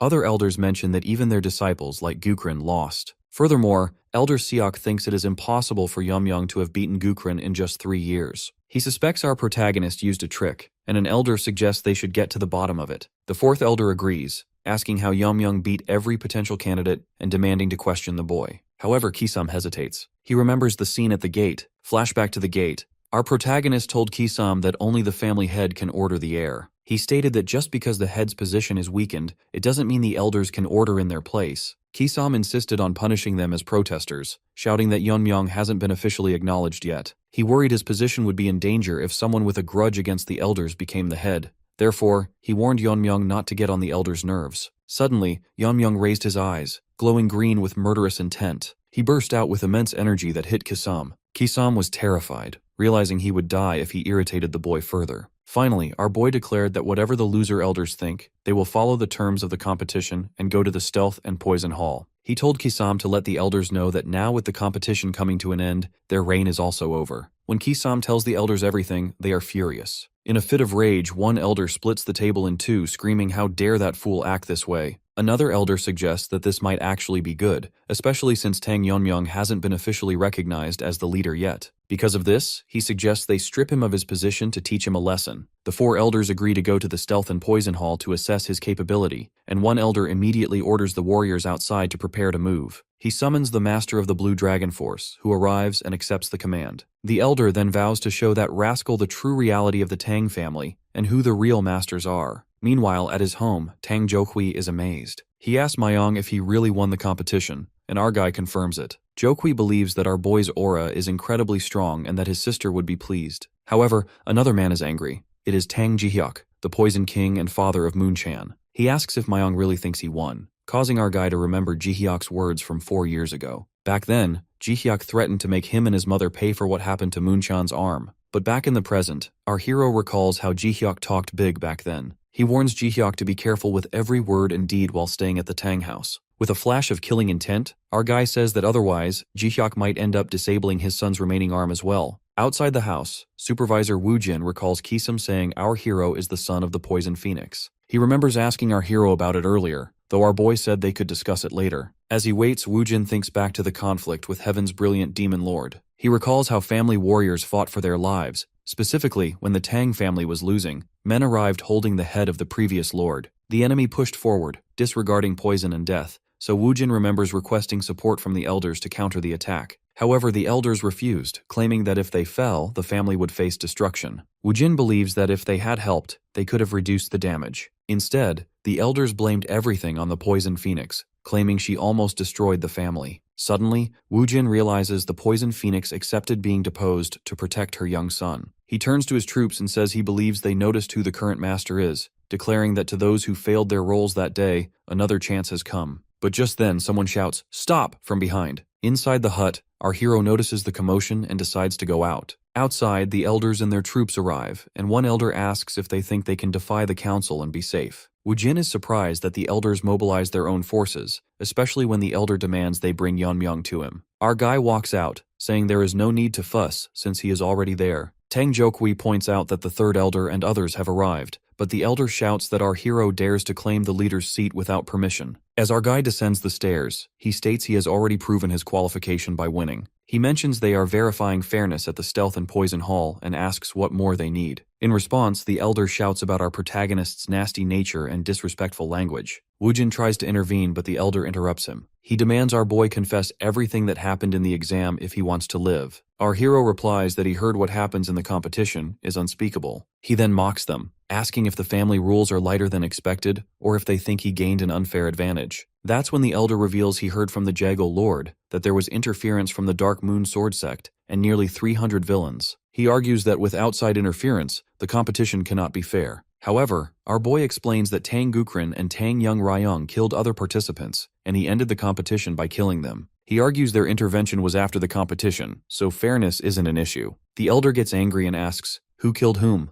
Our protagonist tells him to go to Gangdong Mountain himself to check the bodies. Immediately, the elder commands a dive and dashes toward our boy with immense speed. Electricity strikes the area, causing everyone to shout in alarm. However, our boy blocks the elder's hand. He calmly calls him a fool and asks if he finds it hard to believe his granddaughter is dead. The third elder cannot believe his attack was blocked with just one hand. He thinks about how his demon-killing poison rots sight and hearing upon contact, and consequently wonders if our boy has surpassed his internal strength, but he quickly dismisses it as impossible. The elder prepares for another attack and shouts, asking how our boy dares to mock an elder. In response, our protagonist takes out a poison bottle he took from Ryong. The elder asks where he got it, so our hero questions him back if he knows what it is. He reveals it is the poison bottle the elder gave to his granddaughter, and then our guy throws the bottle down. It shatters and a huge fire blast erupts. Our boy explains that if it were just a simple poison bottle, one might overlook it. However, this is one of the Tang family's 10 poisons. Supervisor Wujin is shocked and asks if the contents could be legendary poison.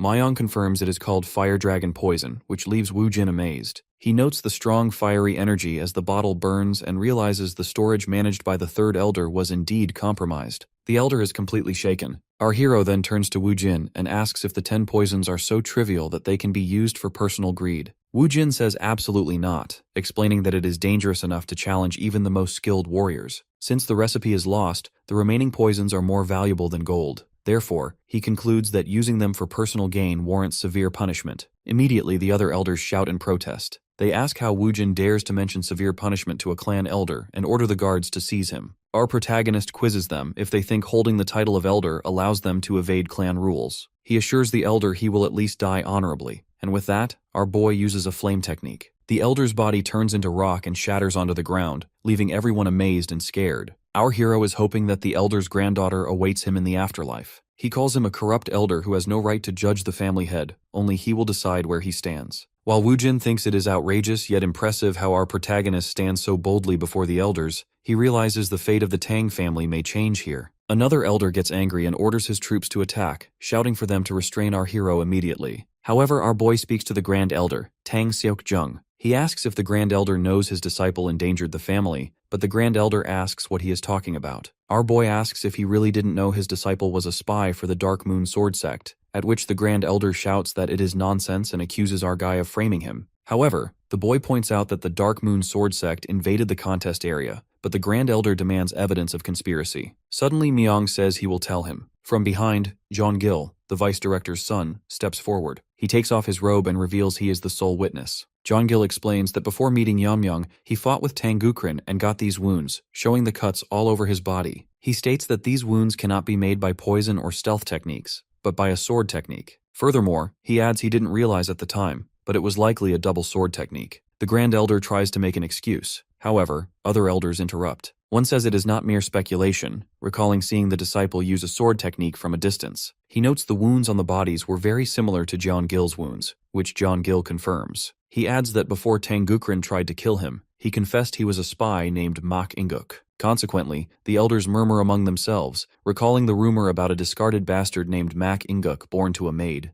They realize it is true, so our hero turns to John Gill and thanks him for stepping forward. John Gill smiles and says he owes our boy his life, so it is only right to repay him. By now the Grand Elder is completely shaken. He realizes his disciple really was a spy. However, he believes his own safety is more important now. He shouts to the other elders to block our hero and avenge the third elder, but our boy interrupts, warning them not to act rashly since evidence has been presented. The Grand Elder claims he didn't know anything and argues his situation is different from the third elder. In response, our hero asks if his status is so light that he can just ignore it. He asks if Tangukran became the family head and gave the clan to the Dark Moon Sword sect. Would the Grand Elder claim ignorance then? He calls it careless, causing the Grand Elder to shout for him to wait. But before the Grand Elder even knows it, our guy cuts off his arm. Everyone is shocked. Our protagonist tells the Grand Elder he cannot escape the accusation of harboring a spy. He explains that normally his Dantian should be destroyed to cripple his martial arts, but since there is no proof of collusion, the punishment ends here. The Grand Elder mutters appreciation for the mercy.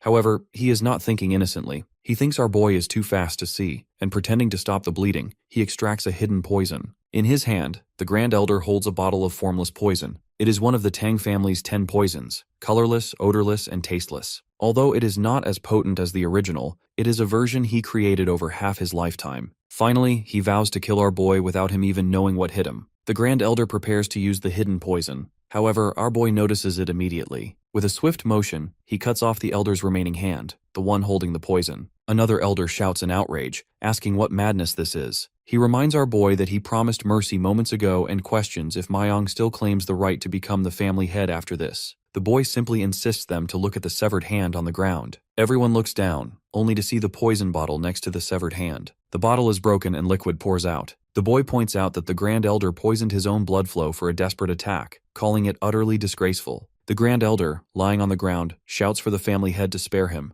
but our hero raises his hand, swirling with green energy. He declares that Tang Seok-jung attempted to assassinate the family head and disturb the clan. Therefore, he deems him a traitor and announces the punishment is severe. Showing no mercy, the kid swings his hand, and the Grand Elder's head is cut off instantly. Following this, everyone is shocked and terrified. Our protagonist addresses the remaining elders, warning that they are not above the Tang family's laws. If any remaining elder discards the family's law by using their position, he will personally execute justice. He admits the Tang family is fragile and could collapse at any moment. However, he promises one thing. He will ensure the members are not exposed to the threat of evil sects or the demonic cult. He vows they can live in peace in Sichuan. Then, he turns to Wu Jin's troops and the other participants and asks, not the elders, but all, do they acknowledge him as the rightful family head? Later that night, at Tang Jihye's residence, an old woman rushes in to tell the news. Tang Jihye, our boy's mother, asks her to calm down and speak slowly, inquiring if Yeonmyeong really won the contest. The woman cries tears of joy and confirms he won, adding that everyone at the Stealth and Poison Hall acknowledged him. She is glad to announce that he is growing splendidly. Jihi cries, wishing Tanglong Ryang were alive to hear this news. Meanwhile, our protagonist is busy. He wanted to rush to his mother, but there are mountains of tasks to handle first. As a result, he sits in a conference meeting. Tang Jokwi announces that per the family head's orders, subsequent events will be handled at the Stealth and Poison Hall. Furthermore, the key decisions will require the family head core's approval. Effectively, the power held by the elders is transferred to the Stealth and Poison Hall. The elders look displeased, yet none openly show dissatisfaction. Suddenly, Elder O speaks up. He admits our hero is exceptional but points out his experience is not yet vast, suggesting they act as a regent until the family head finishes growing. Our boy agrees that Elder O's words make sense. However, he knows they just want to use his lack of experience to keep their power. He suggests deciding the regency later and concludes the transfer of authority for now. Later, the investigation proves the smuggling of the fire dragon poison by the third elder was true, and doubts rise about the Elder Council's capability. As a result, the management of the 10 poisons is assigned to the Stealth and Poison Hall. The elders, having lost most of their authority, are left with only their respective military forces. Our boy announces that the military forces will continue to be managed by the elders. However, from now on, the elders must bear the cost of maintaining them personally. Naturally, the elders are clearly unhappy. Our guy adds that if there is a budget allocated through the vice director, it should be removed.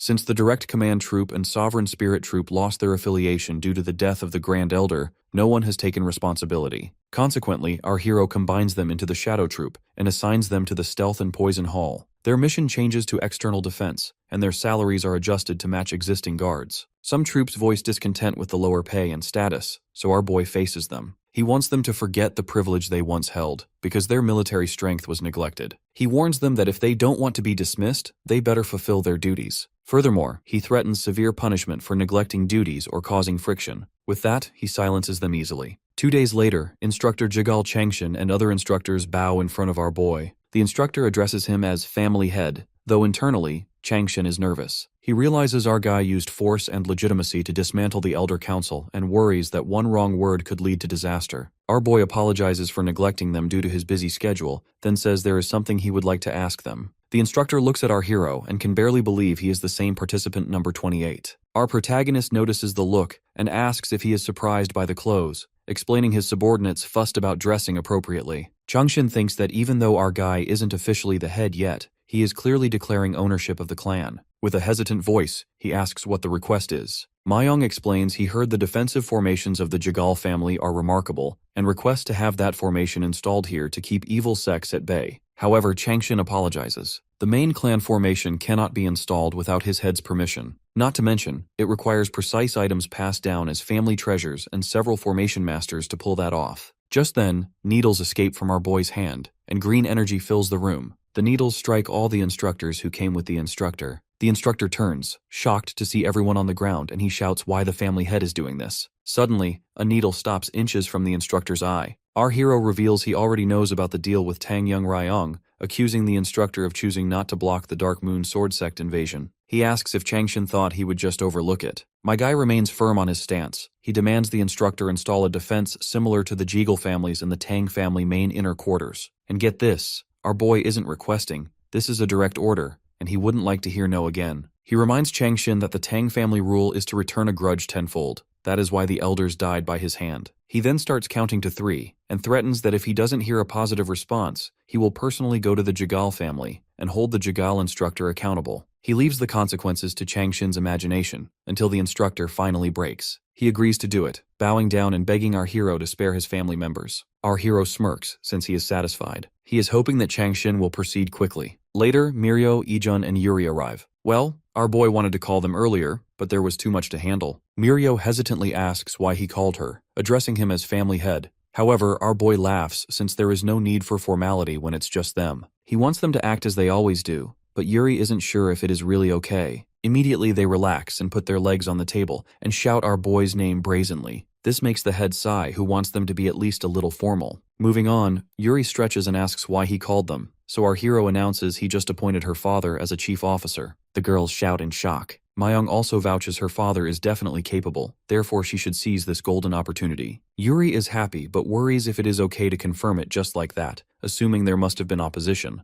Our hero admits silencing the opposing voices wasn't difficult, yet he warns her that it would be troubling if her father neglects his duty or embezzles. Yuri quickly defends her father, saying he is not that kind of person, so our protagonist tells her to help her father adapt to the duty. Yuri thanks him, almost crying with emotion. Afterwards, our boy turns to Mirio and Ijun. He called them to ask about their situations, as he plans to recruit people with outstanding ability who were rejected by the elders. Mirio says she doesn't really have anyone to recommend, so our hero asks Ijun about the Medicine King Hall, noting he is related to it. Ijun hesitates, admitting he has been wondering whether to talk about it because it is related to Yeonmyeong too. He reveals that the Medicine King Hall was involved in Yeonmyeong's father's poisoning. Hearing this, Mirio and Yuri are shocked. Yuri slams her hand on the table, shouting how they dare lay a hand on the heir's family. But our hero stops her and asks Ijun to continue. Ijun explains that the Medicine King Hall is secluded and independent from the Elder Council. They maintain their finances by treating patients and selling medicine. Furthermore, even after the Heaven's Brilliant Demon Lord incident, the Tang family survived thanks to their funds. Ijun reveals his grandfather was the leader of the Medicine King Hall but was dismissed. He explains that Yeonmyeong's father visited his grandfather daily and stood up against those who slandered the hall. However, since his father lacked internal strength, he suffered deep internal injuries from the fights. Hearing this, our boy realizes his father fought back despite everything. Ijon continues, stating the dispute exploded when the vice leader, Tang Il, made unspeakable slander about Yeonmyung's mother. Tang Il tried to use martial arts when he lost the argument, but Ijon's grandfather intervened. Because of that incident, Tang Il was excluded from being a candidate for the next leader. Our guy asks if Tang Il harbored resentment and poisoned his father, and Ijon confirms it. He adds that Tang Il killed Yeonmyung's father and overturned the Medicine King Hall. In addition, he also poisoned Ijon's grandfather and imprisoned him. Mirio asks why this wasn't made known, but Ijon says no one would step forward to explain. He entered the contest to survive, hoping they wouldn't kill someone who knew the truth. Suddenly he starts crying, saying he is too afraid to check his grandfather's condition. He apologizes for not finding talent for Yeonmyung, but our boy asks why the vice leader kept the grandfather alive instead of killing him. Ijon suspects there is a secret division within the hall, mentioning an inner pill made from a mythical creature, the 10,000-year fire carp. Yuri and Mirio are amazed it exists, so our hero asks what an inner pill is. Ijon explains it enhances inner strength, recounting a legend about a lord who achieved the fire realm by consuming it. Ijon warns that the pill contains strong poison. That is why, if taken without neutralizing it, it leads to death. Furthermore, if the poison is removed clumsily, the effect diminishes. Our boy asks if Ijon's grandfather is the only one who can preserve the efficacy without removing the poison, and Ijon says yes. He explains the current leader plans to consume the pill, ascend to the fire realm, and lead his followers out of the Tang family to start his own sect. Naturally, the group is angry at the rebellion. Myung thinks the man is foolish to seek the fire realm without true enlightenment. Our guy thanks Ijon for his honesty and then asks one more thing. If they purge the current members and restore the grandfather, can the Medicine King Hall function properly? Ijon clenches his fist and says it is possible, believing he can teach new recruits if necessary. Our boy smiles and says that will do. He tells Mirio they will finish her story later, then stands up and declares they will head to the Medicine King Hall right away. Ijon asks if our hero is sure about not visiting his mother first, but our protagonist says she will understand. He states that as a family head, he cannot leave a conspirator alone. Above all, his mother wouldn't want him to stand idly by after hearing what his friend endured. This makes Ijon tear up. Finally, our boy opens the gate and vows to completely erase the Medicine King Hall that Ijon used to know. Inside the Medicine King Hall, the current chief, Tang Il, is annoyed. He has heard that Tang Longryang's son has become the family head, and he finds this troubling. He also worries because Tang Ijon has not returned to the hall yet. He knows Ijon is not the type to abandon his grandfather. However, he assumes Ijon must value his own life. Tang Il thinks he could kill the grandfather any time, but the problem is the inner pill. To fully absorb the pill's energy and reach the fire realm, he needs the old man to speak. Unfortunately, the grandfather won't talk even if he regains sanity. Tang Il debates removing the poison himself, but fears messing up and ruining the pill. Just then, a disciple runs in, shouting that the clan head is here. Tang Il shouts for him to be quiet. Meanwhile, outside, the Tang clan warriors are taking down the Medicine King Hall guards, clearing a path for our boy and Ijon. Later, Ijon confronts the members and asks why they are doing this. Myung asks Ijon if he found his grandfather, to which Ijon grinds his teeth and says no. He searched everywhere but found no trace, so he shouts at the men, demanding to know where they hid his grandfather. The men look at each other and claim they don't know. Immediately, our hero commands Supervisor Woo Jin, and Woo Jin cuts off the heads of the men who lied. Our boy looks at the survivors and asks who they are trying to deceive with those shifty eyes. He warns them not to test his patience and tells them to speak. Terrified, they finally confess,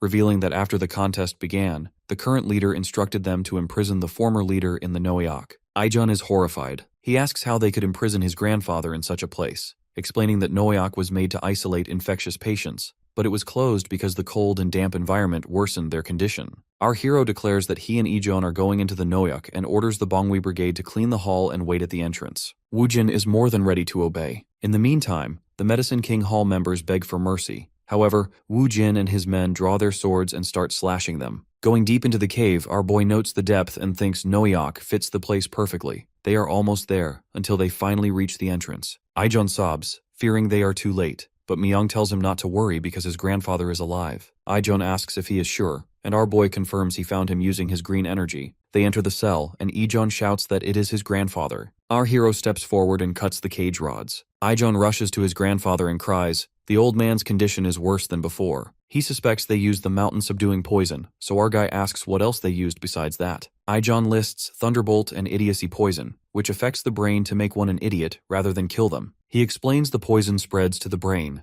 consequently making antidotes ineffective without early intervention. Mayong says it will be simple, leaving Ijeon amazed. Our protagonist tells Ijeon to hold him steady as he places a hand on the grandfather's chest. He plans to inject his inner energy to devour the poison using the poison-devouring frenzy, along with universal poison absorption. Suddenly, Grandpa's dark skin reverts to normal human color, and his hand twitches. Ijeon is amazed. Our guy thinks his technique has devoured extreme poisons many times, so he carefully absorbs the poison without harming the frail body. Ijeon shouts that his grandfather is breathing and his complexion has improved. Our boy smirks and tells the old man to rise, at which the grandfather opens his eyes. He mutters, asking where he is, and then he sees Ijeon and recognizes him. Then he looks at our hero and asks if it is Long Ryang. Later, after the grandfather fully regains consciousness, they explain everything. The grandfather realizes our boy is Long Ryang's son and the new family heir, which our boy confirms. He mentions he heard from Ijeon that the grandfather looked after his father. With watery eyes, Grandpa says fate works in mysterious ways. He regrets that the child who couldn't see his father's face because of his fault ended up saving him,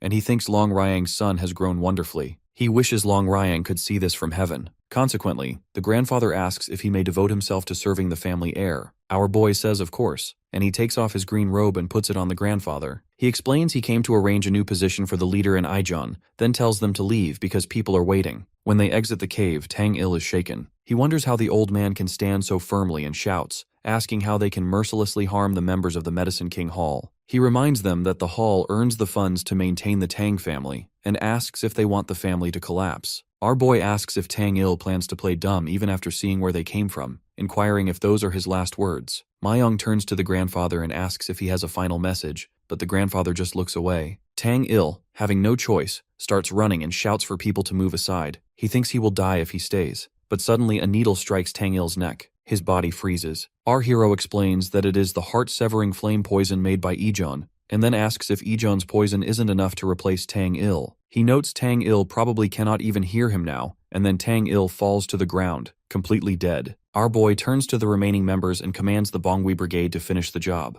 As usual, Woojin is prepared to execute the orders, and they take care of all the members of the Medicine King Hall, effectively erasing its corruption completely. Rumors spread instantly among the clan that the Medicine King Hall has fallen. Because of this, some men discuss whether the Tang clan can survive without the hall's funding. They wonder why the new leadership got rid of the place supporting them. Inside the hall, our hero stands in front of a red blazing orb. The grandfather warns him that the Medicine King Hall has fallen, but the orb is dangerous. Therefore, he asks if our guy plans to take it right away. He suggests waiting a few days for the poison effect to wear off, but our boy looks at the orb excitedly. He thanks the grandfather, but says he will take it as it is because he plans to use it soon. He thinks that if the poison is so strong it is visible to the naked eye, he cannot get rid of something so precious. With that, Mayong extends his hand to grab the orb. Before he even touches it, his fingers feel like they are melting, so he clenches his fist. He realizes it has an extremely potent fiery poison, as expected of a spirit that lives in lava. However, he notes it is nothing compared to the fire dragon poison from before. He thinks that if an ordinary man took this in an unrefined state, the power would burn them from the inside. Consequently, he decides this is the perfect way to test the strength of the 10 poisons. He then closes the box, feeling the power of the spirit inside. Back at the Stealth and Poison Hall, Tang Jihye comes to visit her son. She enters the hall and apologizes for the intrusion, telling our hero that she really got lucky with her child. Our hero welcomes her, stating this place belongs to her in the first place, so she should be here. He looks at her and thinks she is still beautiful, though she has aged from worry. Jihye runs to him and hugs him tightly, saying she is so thankful he returned safely. Our guy hugs her back while thinking about his past life. He remembers only reflecting on regret before his death, because he had no one to share his happiness with. That's why he decides his past life alone is enough for a life full of regret, and he vows that from now on, he must protect this life. Our protagonist asks if she met the Bongui Brigade, and Jihye says yes. She mentions they came this morning to help move her things, noting everyone was a familiar face, so it felt kind of odd. She points to the box in his hand and asks what it is, so our boy says it is something he brought for her. He opens the box, revealing the glowing orb. Naturally, Jihye is shocked. She recognizes it as the inner pill from the 10,000-year fire carp, and insists that it would be right for him, the clan leader, to take it. However, our boy refuses. He says it is right for his mother to take it, claiming he has no use for the inner pill now. Jihye is confused and asks what he means. Our hero explains he has nothing more to increase with the orb, and then he holds her hand. Suddenly, a burst of energy surges from him. Jihye is stunned. She feels the intense heat and asks if he really reached the fire realm. He confirms it, and Jihye thinks about how her son is already in the fire realm. She feels she should praise him, but she also worries that enemies might attack the Tang family if they realize this. Seeing her nervous, our protagonist speaks gently. He says he wants her to live a long life, including his father's share, and he asks her to watch over him as he grows. He opens the box again and warns her that the inner pill is slowly dissipating, so she must hurry. Ji bites her lip as she realizes that even if her child is powerful, it is natural for a mother to want to protect him. She finally agrees to take it, saying it would be rude to reject his gift. She smiles and asks if he knows what she was called when she was younger. Our hero asks what, so she reminds him she was Sichuan's top beauty and the poison phoenix. When she holds the box, a massive burst of energy emits from her body. Our boy is taken aback. Ji says that is right. She is the Poison Phoenix,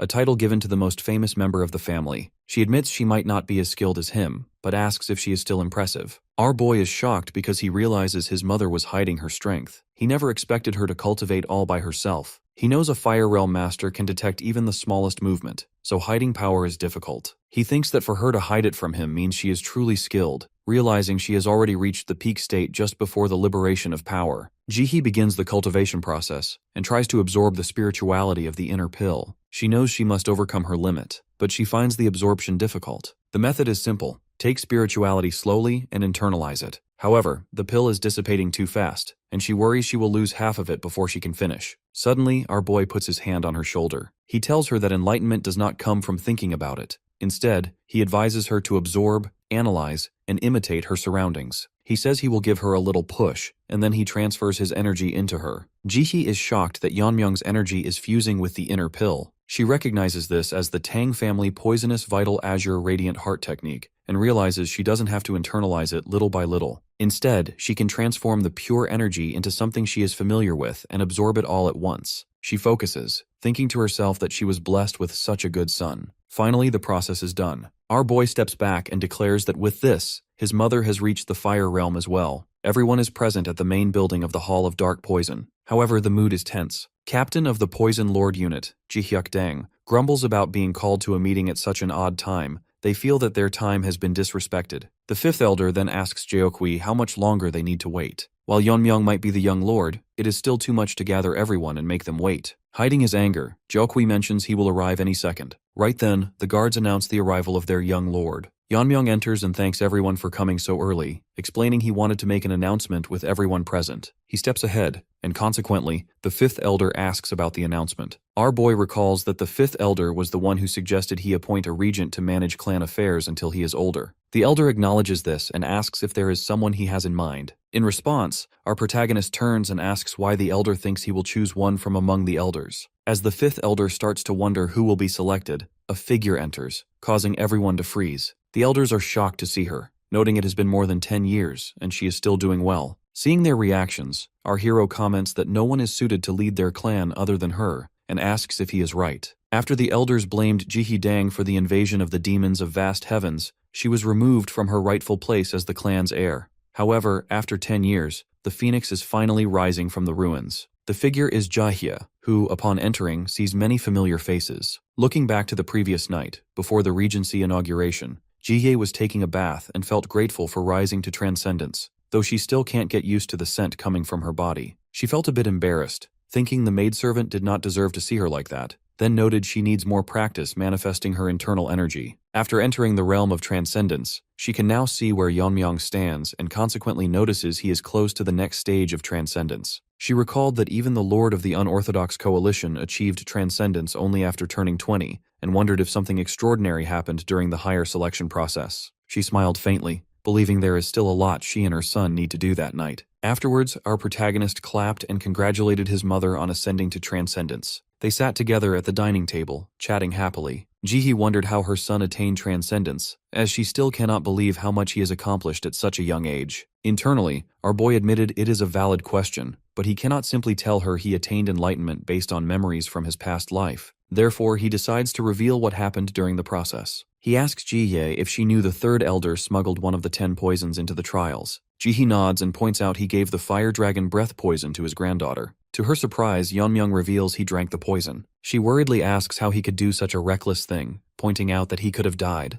Our hero shrugs off her concern with a casual laugh and then reveals that during the goo poison battle, Yongreong poisoned him with one of the 10 poisons. Surprisingly, he attained enlightenment on how to convert poison into internal energy, and consequently rose to transcendence. His mother jolts in surprise, thinking it is interesting that enlightenment can be attained in different ways. On the other hand, our boy is happy to see she has accepted his explanation. His mother then points out that she heard from a maidservant while bathing that the Hall of Medicine was taken down, and asks if it was his doing. This time, our protagonist decides to speak the truth, as it also concerns his father, so he nods. He explains everything to her, and after listening, Jihye clenches her fist, saying she hoped it was not true. Then, she worriedly comments that it must have been hard for Ijeon, and mentions she has a favor to ask. When Yeonmyoung asks about it, his mother states that after becoming a widow, she lived in hiding for years, fearing for our boy. That's why she wishes to build a foundation so no one will try to take his place as the future leader. Listening to her, our hero smiles softly. Now, in the present, Jihye enters the hall, sparking murmurs about her arrival. Some point out her youthfulness, while others wonder if she has regained her former vitality. Jeokwi happily calls her Sister Jihye. Yeonmyoung then announces that from this moment, his mother, Jihye Dang, will be the new leader of the Dang clan of Sacheon. The fifth elder freezes, realizing she has become the new leader instead of a regent. Jihye starts her speech, first thanking everyone for coming. She states that while she is made the clan leader, she will only rule on behalf of her son until he matures. To repay his trust, she is setting the groundwork to build a stronger clan. With that, she begins the morning session by looking over their agenda. As Jahi decided, the Fallen Hall of Medicine is renamed the Hall of Remedies. Consequently, she appoints Hoyol Dang as head and Ijeon as deputy head. Yuri's father becomes the new director of the Executive Council and is ordered to investigate the clan's funds. He soon finds evidence of financial misconduct by the elders, and the recovered funds are enough to fill the clan's treasury for now. Meanwhile, Captain Jihyuk Dang is dismissed from service along with most of the elders who had been embezzling clan resources. In fact, anyone exploiting the funds is removed from their posts. All of this happens within a few days. Now, our protagonist, sitting on the edge of a mountain, reflects that his mother is a born leader. Because of her, many issues in the clan are resolved. He remembers that at first, he wanted to live a normal life with his mother by simply participating in the process, but now he is surrounded by other concerns. The people who are his friends, subordinates he can trust, and many members of his clan,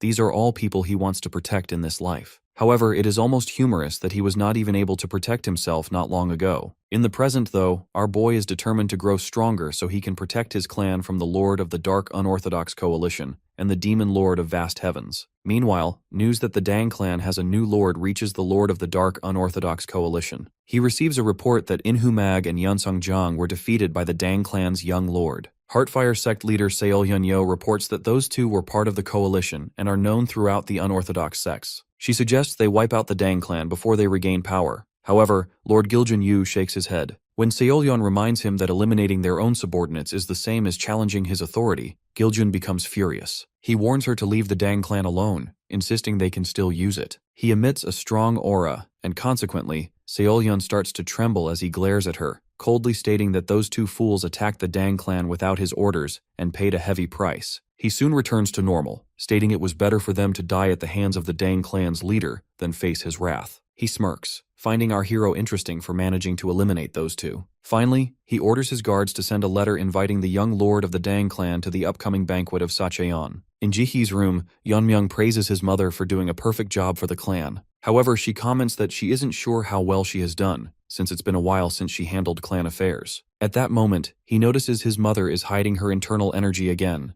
Jihee feels surprised that her son has detected this, but internally our hero admits that this time, he can barely sense it. Still, he wonders if there is any reason to hide it even after rising to transcendence. To that, Jihee states she is not simply holding back her strength, as she is using a secret technique from their clan called Hidden Energy Presence. She also suggests he use the technique, but he grows confused since he doesn't see any reason to do so at the moment. Then, his mother begins telling a story about one of their ancestors, the very first firefighter of the Dang clan. During his time, a terrible plague spread through a one-clan village in Sacheon. Even though food was abundant, the villagers appeared extremely weak. With no funerals being held, bodies had to be burned to prevent the spread of disease. Consequently, the village was nearly wiped out by the plague, but a 10-year-old boy remained. The boy was unaffected by the disease, and the only explanation the villagers could come up with was that he was the cause. Soon he was kicked out of the village, and during a storm, he sought shelter in a cave. He survived by eating leftover food that villagers had offered to the gods. 2 days passed like that, and he remained alone. On the third day, however, the villagers did not visit the temple. Everyone had died, and that boy was the only one left. He wondered why he alone was unaffected by the plague. Soon after, a mysterious group appeared before him because he was a child with an affinity for poison. The group was the most notorious assassin guild in the history of martial arts, the Moonshadow Poison Assassination Guild. This guild had kidnapped many children across the continent to train them as assassins, forcing them to take poison pills that required regular antidotes, making escape impossible. As the boy grew into an assassin, he discovered the body of a peer who failed to take the antidote on time. In that moment, he realized the assassin group was responsible for the plague that destroyed his home. After that, he did everything to become stronger, accepting and completing every difficult mission. Eventually, he succeeded in assassinating a Supreme Master Warrior. The guild leader then named him one of the 5 great assassins and offered to grant any wish he desired. However, the boy simply replied he needed nothing. Immediately after that, he began wiping out the entire guild, ascending to a higher realm in the process. Through the enlightenment gained in his battles with master warriors and the martial arts he learned at the guild, he created an ultimate technique called the Rain of a Million Flowers. With it, the Moonshadow Poison Assassination Guild disappeared in just one night. As the descendants of that boy began living in Sacheon,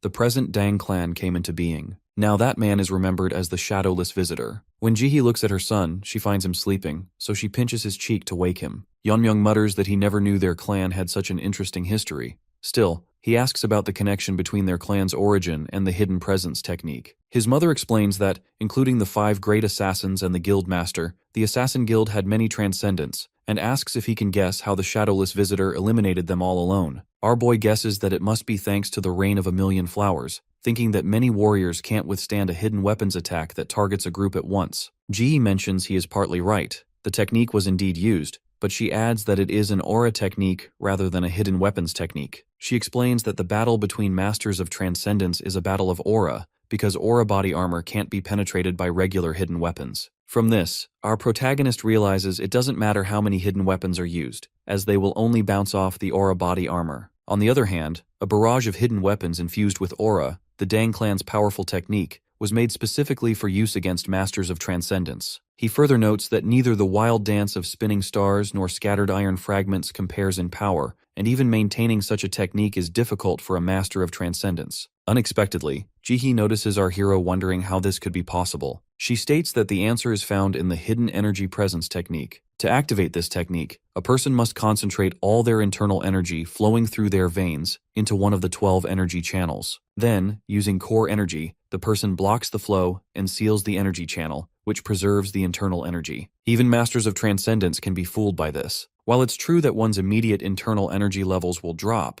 those with experience and enlightenment can easily refill their energy. By repeating the process 12 times, sealing each internal energy channel, the core energy that protects the internal force comes together to form a new protective shield known as aura body armor. Jihee explains that the dragon scale offers better protection than regular aura body armor, and as its name suggests, is as strong as dragon scales. Yeonmyoung notes that, just like the fire dragon breath poison, everyone compares it to a dragon. His mother then adds that sealing energy channels not only protects the body, furthermore, if all 12 channels are released at once, then for a moment, one can use up to 10 times more than their original internal energy. When our protagonist asks if the Rain of a Million Flowers can only be used after all channels are released, she tells him it takes more than that. She says there were important passages passed down with the hidden energy technique, but they were all lost during the battle against the demons of vast heavens. Even the passages passed down by word of mouth disappeared with the deaths of 2 elders. Still, Jihee believes her son will master the technique in the future, since he is her pride. Our hero agrees, thinking there is nothing that the poisonous phoenix's son cannot do. Soon, Yeonmyoung learns the hidden energy presence technique from his mother. Now sitting at his desk, he thinks that drinking poison is the best way to quickly refill his internal energy after it is sealed away. Others call it poison, but to him it is an elixir. He decides to ask Ijun to make some poison for him, but his thoughts are interrupted by a guard who knocks on the door. The guard announces that the young lord has a guest who wants to meet urgently. Suddenly, Mirio bursts in, yelling for help from our boy. He asks what's going on, and unexpectedly she shouts that her sister is dying.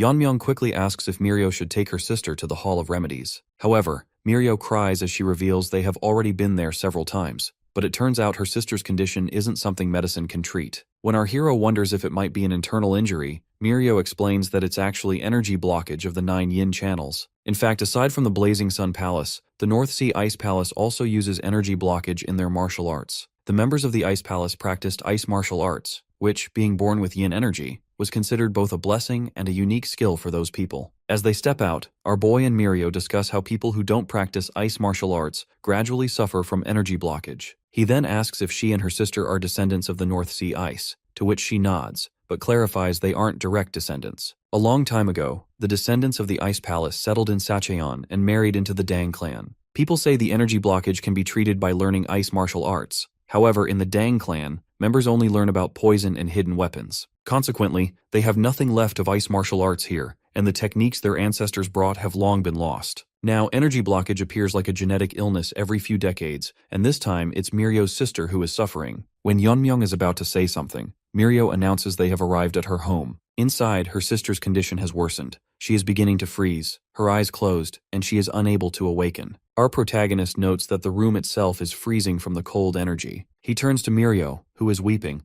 and tells her he can't promise anything because of her sister's current state. He explains that it looks like her sister has used her innate core energy to block her energy channels and fight the cold, but she is at her limit. As a last resort, she has even shut down her consciousness to focus on blocking the energy. While sobbing, Mirio asks if there is anything they can do. She pauses, and then our hero reveals that there is a way. They can try using external force to expel the cold energy, but there's a high risk. Her sister might not withstand the process, and he could be overwhelmed by the cold energy himself. Mirio imagines the scene in her mind, frozen with worry. Yeonmyeong frowns, wishing the odds were in their favor, but he knows he can't make a reckless decision since his friend's sister is at stake. Now all he can do is wait for Mirio's decision. He tells her to choose. Should they look for another way, or attempt his method? Breathing heavily, she states that they are here because they have no other option. With a heavy heart, she says she can't give up on her sister without even trying. She knows she is putting our boy at risk, but she begs him to save her sister. Then, our protagonist begins undressing Mirio's sister, prompting Mirio to question if it's really necessary. Embarrassed, he explains that her clothing will only get in the way of extracting the cold energy, and insists that a bit of embarrassment is better than death. With that, he starts the extraction process. In his mind,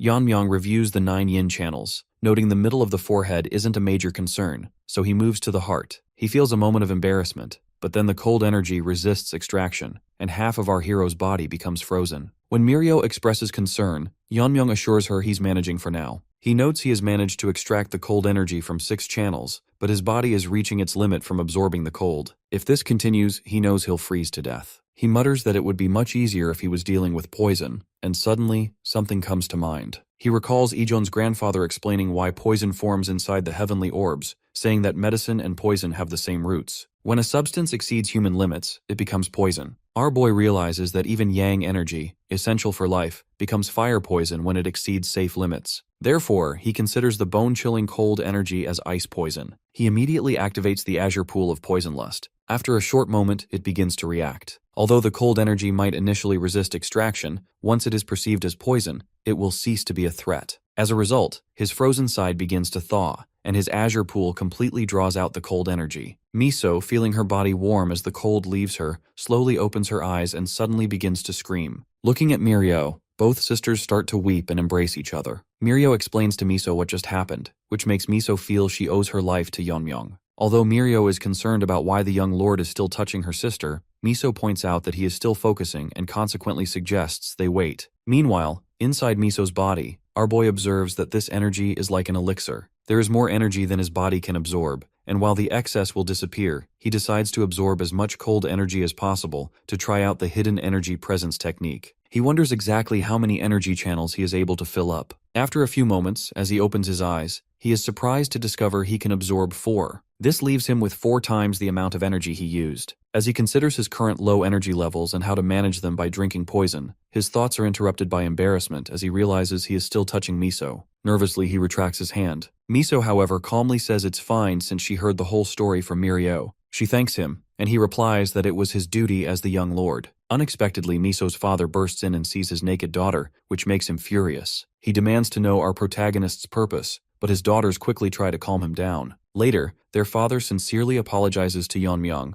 bowing repeatedly and asking for forgiveness. Our hero says he completely understands, acknowledging that it was an easily misunderstood situation. The father sobs, saying he cannot express enough gratitude now that his daughter can live longer. He met his wife as a merchant and chose to settle with the Dang clan. Sadly, she also suffered from energy blockage and passed away. To save his daughters, he spent everything searching for a cure but found none. He weeps as he thanks our boy for saving his family, vowing that he will do anything for him. Yeonmyoung explains that he only did what was needed. After that, our hero comments that the place is quite quiet for a merchant guild. Miso's father explains that after the collapse of the Dang clan and the dark unorthodox coalition, they no longer venture outside the city walls. Consequently, the young lord bows, suggesting they discuss this later since he has something else to do. Before he can leave, Mirio and Miso appear, mentioning they haven't properly thanked him yet. Miso, now wearing a beautiful dress, expresses her deep gratitude for saving her life. Our protagonist blushes and then heads back. Miso, however, worries about whether he is truly fine, noticing he looks a bit dazed. She asks Mirio if she thinks the young lord hurt himself while treating her energy blockage, but Mirio teases her and asks if she's sad to see him go. Miso turns red and jolts, asking if it was that obvious. When Mirio nods, Miso covers her face with embarrassment. Mirio pats hair, saying anyone would react like that, and adds that her sister is the prettiest person she's ever seen. Mirio grins as she thinks to herself that the look on Yeonmyoung's face was similar when he saw Miso. Because of this, she is certain he is just as interested as her sister. Meanwhile, on his way back, our boy thinks about family. He imagines starting a family with Miso, having a son, training him, and eventually marrying him off and having grandchildren. He blushes, realizing he even imagined grandchildren. He smiles, never expecting to have such feelings for someone, and guesses this is part of wanting a normal life. He hopes to see Miso again soon. However, he recalls the issue Miso's father raised earlier. He starts thinking about Giljun Yu, Lord of the Dark Unorthodox Coalition. Although not directly involved in the downfall of the clan like the Demon Lord of Vast Heavens, there is still a threat, as shown during the heir selection process. Our hero concludes that as long as they share Sacheon, conflicts are bound to happen. At the Heartfire sect, in the Dark Unorthodox Coalition's territory in Sacheon, Seolyeon receives a report that the Dang clan is growing rapidly. She takes a bite of her apple and doesn't pay much attention to the report. She then recalls Giljun's cold warning to stay away from the Dang clan. She also remembers Injae Yob, Chobung's sect leader, reminding her to wait until their lord's anger subsides. In a burst of frustration, Seolyeon throws her apple at the reporter, angry that everyone keeps telling her to do nothing even though the Dang clan's new leader and heir have both reached transcendence. She bites her nails, frustrated that she can't avenge Inhu Mag and Yeonsang Jang yet. Suddenly she pauses, recalling her lord's orders to invite the Dang clan's young lord to the upcoming Sacheon banquet. She smirks, thinking the banquet will provide a great opportunity. She admits that waiting is not her nature, and adds that whenever she closes her eyes, Inhu appears in her dreams, urging her to take revenge. Excitedly, she decides to eliminate every last member of the Dang clan for her anger to subside. She glares at her reporter with a murderous look, and, ignoring his pleas, she burns him on the spot. With that, Seolyeon decides to prepare something unforgettable for our boy. At a meeting, Ji-hyuk, former captain of the Poison Lord unit, asks the second elder about their future plans. The second elder admits they have lost too much since Ji-hee-dang became the clan leader. However, he questions why Ji-hyuk is even asking him,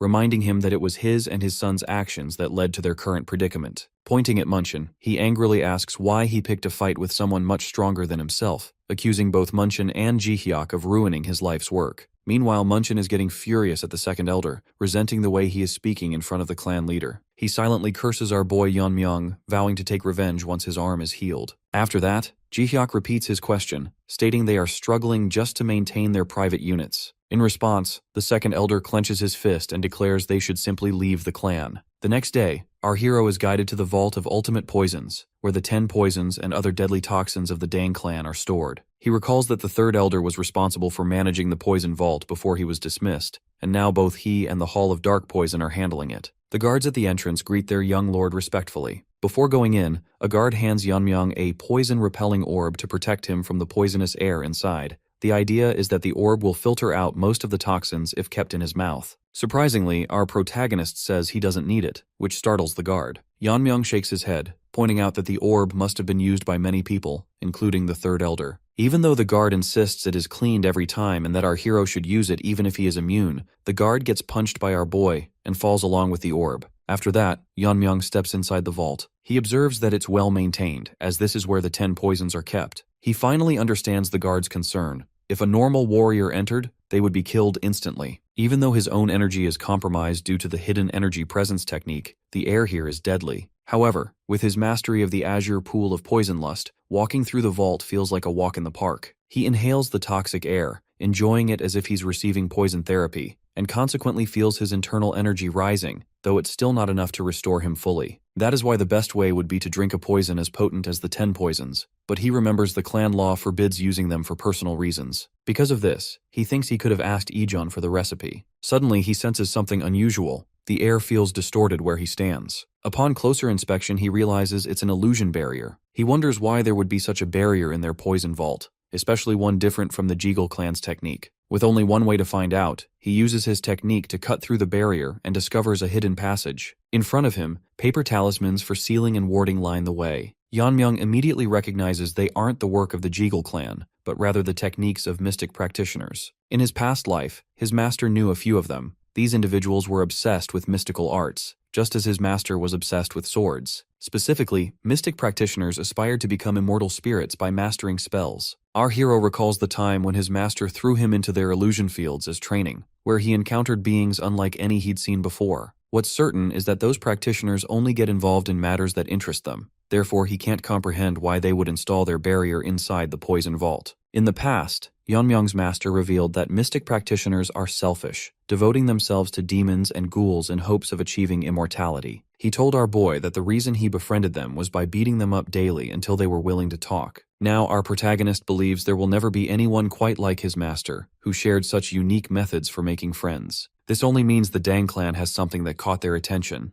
As Yeonmyoung observes further, he notices something so poisonous that deadly fumes are leaking out, even though hundreds of talismans are in place to contain it. He grins, thinking that while he initially came to find the recipe for the 10 poisons, now he's found something far more intriguing. Consequently, he steps into the corridor to investigate. Meanwhile, someone inside senses an intruder. They observe that it isn't the shadowless visitor, and while they wonder how long it's been, they ultimately only care about being freed by our boy. Inside, Yeonmyoung finds the 10th poison, which he thought was lost. The poison jar is covered with talismans. As he reaches toward the jar, wondering what kind of poison requires such extreme measures, a resistance spell prevents him from proceeding. He notes the strength of the spell, realizing it will take significant effort to undo it. Determined, he channels his will to cut the talismans one by one, planning to remove those stuck directly to the jar as well. Skillfully, he slices off each talisman, wiping his sweat and noting that the hidden energy presence technique has weakened his energy. Normally, this would not have taken so long. As the talismans fall away, the poisonous air grows even thicker. Placing his hand on the poison jar, he prepares to see what's inside.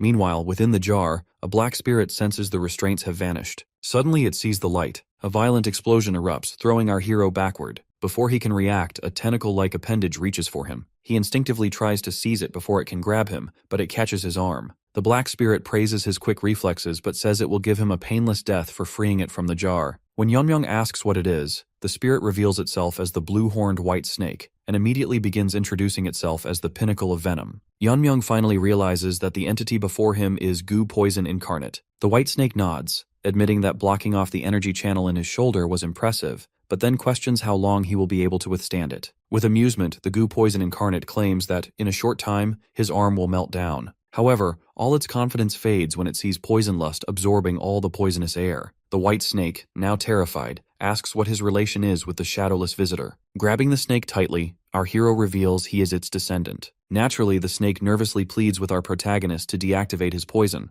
or else it will perish for good. Nevertheless, Yeonmyoung remains angry with it and squeezes even tighter, deciding to absorb all of its poison. As he begins extracting the poison, the white snake panics, and at that moment, it proposes to offer a deal. Our boy pauses for a moment as the snake starts explaining. The snake says its only wish is to escape from the seal and promises that, if spared, it will become his familiar. Yeonmyoung seems a bit interested, prompting the snake to say that if he trusts it, he will never regret it. It explains that his energy levels will rise thanks to its poison energy. Deep down, our protagonist agrees, thinking that even the fire carp's orb or the fire dragon's breath was not this potent. The absorbed energy immediately rises above his current internal energy levels. After that, the white snake states it can supply him with an endless amount of poison energy, and innocently asks whether that would be more beneficial for him or if absorbing all the energy right now is better. However, our hero shakes his head, saying it's not smart to keep a threat alive and that he can find poison elsewhere as well. The white snake's eyes fill with tears as it explains it has only stared at the wall, having spent the last few decades inside that jar. Making a cute and innocent face, the snake insists it won't be able to disobey him once it becomes a familiar. After a pause, Yeonmyoung finally decides to trust it, but he warns that if he notices anything strange, he will get rid of it instantly. The snake immediately acknowledges this. Then, our boy asks how he can make it his familiar, admitting he does not know anything about mystic arts. The snake starts emitting energy and develops the thread of a soul, explaining that once he holds it, their souls will be linked, and the snake will become his familiar. With that, Yeonmyoung holds the thread of a soul. Meanwhile, outside, the guards discuss how long their young lord has been inside. They start panicking and wonder if something bad has happened to him. One suggests going in, but the other reminds them they are forbidden from entering the vault. Regardless, the healthy one puts the protecting orb inside his mouth and mentions that they may be punished, but that shouldn't stop them from saving their future clan leader. Before they can move, a bright light appears from inside the vault and the ground shakes. The door opens, and one guard worriedly asks if their young lord is all right, while the other sees him shining. Later, Yeonmyoung observes he can now activate aura body armor, dragon scale. Unlike the normal aura body armor, this one feels as if he is wearing actual armor. He smiles, recalling that he was able to fill all 12 energy channels once he made the white snake his familiar. Still, our protagonist plans to control his energy levels in public more, as he has already attracted a lot of attention on his way back. In the next moment, the white snake comes out and asks why Yeonmyoung has to worry about what others think of him, even though the shadowless visitor did not conceal his power. Ignoring everything said, our hero flicks the snake away, reminding it to stay hidden. Feeling pain, the white snake reveals that others can only see it if it allows them to. It also adds that with this kind of aura, our boy will ward off his enemies as well. Still, Yeonmyoung feels it is too much, as this time he is trying to live a normal life. Hearing him say, this time, the white snake points out that he is talking like he is living his second life, and consequently, doubts he will live a normal life. When our young lord demands to know what he means, the snake states there is always a reason behind having great power. It adds that it was the same for its previous master, the shadowless visitor, because those with power are bound by fate. Yeonmyoung smirks, pointing out his ancestor also controlled it. The white snake gets irritated and tells him not to get it started. It reveals that the former master made it work like a dog, and then had a mystic practitioner seal it in a jar, thinking it was dangerous. As the snake fumes just thinking about its past, our protagonist is deep in thought as he finally understands why mystic practitioners were involved. The white snake is actually a mythical creature on a higher plane of existence. Now, Yeonmyoung wonders why the mystic practitioners didn't try to make it their own, and why they helped his ancestor seal it instead. He wonders if his ancestor was similar to its previous master. More than that, he thinks about whether he was really born like this for a reason, and maybe it has something to do with his past life. Suddenly, a guard bursts in, announcing urgent news. Our young lord quickly hides the white snake and asks about the news. The guard reports that the path between Sacheon and their clan is filled with warriors from the unorthodox sect. Meanwhile, elsewhere, Hyunso is breathing heavily as he and his uncle's path has been blocked. The enemy leader mocks the masters of the Gongdong sect and asks why they are here, insisting that Sacheon belongs to none other than the dark unorthodox sect. Taehyo, heavily injured, tells Hyunso to run and leave him behind. However, Hyunso protests, stating he cannot take them all on his own. Internally, Hyunso notes that hundreds of unorthodox warriors are there, under the command of the leader of Mokyeong Palace, Taechin Jang, and with Taehyo's internal injury, he cannot stand a chance. Taecheon notes they must have come to seek help from the Dang clan, but he proudly announces that the Dang clan has already been isolated since their new lord took over Sacheon. He mockingly laughs, saying his lord will certainly reward him if he offers the two of them to him. Although he has decided to keep both alive, it will not be without losing a limb or two. Meanwhile, Yeonmyoung arrives at the scene as his guard guides him. Our hero asks who those men are, and his guards reveal they are from the Gongdong sect. He then concludes that those on the opposite side are from the unorthodox sects. After that, he orders his guards to assist the two from the Gongdong sect. Hyunso observes from a distance and realizes the Dang clan is there to help,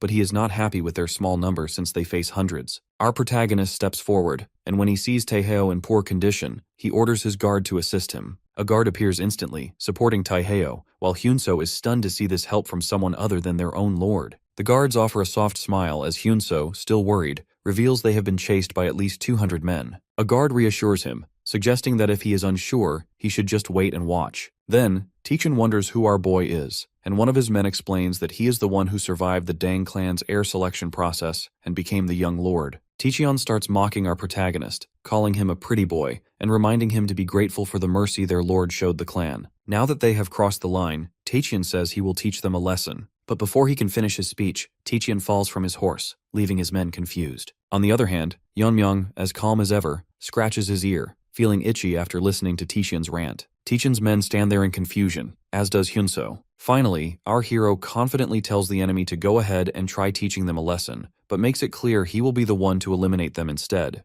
The unorthodox sect's soldiers stare at their master, questioning among themselves if he is truly dead. One of them notices a poison needle embedded in their master's head, wondering out loud when Yeonmyeong could have thrown it. Another points out that he didn't even see our protagonist move his arm. Instantly, our hero pulls out a handful of needles and launches them at the enemy side. Before the soldiers can react, they are struck by the needles one after another as our boy employs his technique, fall. Meanwhile, our young lord remarks that he didn't even coat the needles with poison, yet the enemies display the same symptoms regardless. At that moment, the white snake explains that it is due to its poison energy, which has seeped into the needles, and most humans cannot withstand a poison of this caliber. Yeonmyeong smirks, admitting that the white snake has proven itself somewhat useful, which predictably makes the snake a bit annoyed. On the other side, Hyunso grits his teeth, never having expected to witness such a lethal hidden weapon technique. He consequently wonders if Yeonmyeong is the one who took down the entire Taeul Black Sword sect. Meanwhile, the remaining unorthodox soldiers realize that our protagonist has taken down hundreds of them with a single move. They struggle to comprehend it,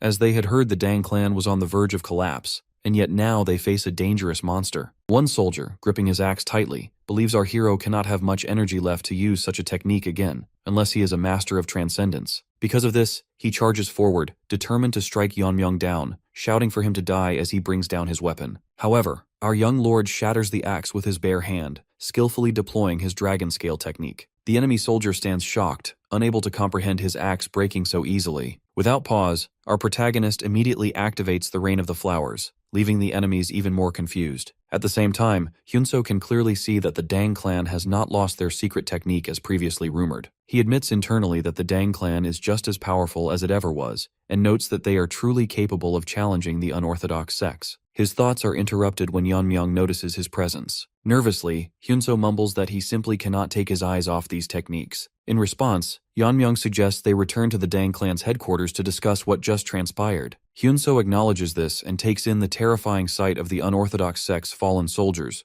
ultimately deciding it is best to maintain a good relationship with the Dang clan. Looking back to a few days earlier, outside the walls of Sacheon, Hyunso had told his sect uncle that he was grateful for making it here without trouble. Despite rumors that the Dang clan had fallen, things seemed peaceful. However, his uncle was tense for reasons he did not share. Suddenly, a man in a hat appeared, asking about the meal they had just finished. Hyunso hadn't sensed his presence, promptly concluding the stranger could not be an ordinary master. His eyes widened when his uncle revealed that the man was Giljun Yu. Giljun removed his hat, hoping he had not interrupted their meal, and then asked what brought them to his Sacheon. Hyunso began to sweat, never expecting to encounter the lord of the unorthodox coalition. Giljun turned to Taeheo, asking what business they had with his coalition, noting that someone of his rank could not be sent on a simple errand. On the other hand, Taeheo replied coldly that they had no business with the dark unorthodox coalition and questioned why Giljun was there alone. Giljun then wondered if they thought they could defeat him if he was by himself. Taeheo felt a bit stressed, mentioning that he was more than double Giljun's age, but Giljun simply asked if Taeheo intended to show him some respect. As he emitted aura, Taeheo stated that the amount of internal energy is critical in a fight between masters. He then asked if Giljun believed he could stand against the Gangdong sect's techniques. Meanwhile, Hyunso was stunned to see his uncle provoked, wondering if a fight was about to break out. At that moment, Giljun called Taeheo arrogant. He reminded them that the other sects had all been destroyed by him 10 years ago, stating that the only reason the Gangdong sect still existed was its distance from Sacheon. Giljun then left, mentioning that if Taeheo still refused to accept reality, he could visit him for a quick exchange. Hyunso immediately tried to calm Taeheo down, but his uncle insisted he could not walk away. Consequently, he stood up, determined to counter Giljun and show him the strength of his martial arts. Now, in the present, Hyunso explains that this is how his sect uncle ended up sparring with the lord of the unorthodox coalition. However, to Yeonmyeong, this does not seem like a simple spar. Hyunso then adds that they were chased afterward, remarking that Giljun was truly terrifying. The duel had continued with both exchanging strikes at such speed that even Hyunso could not keep up.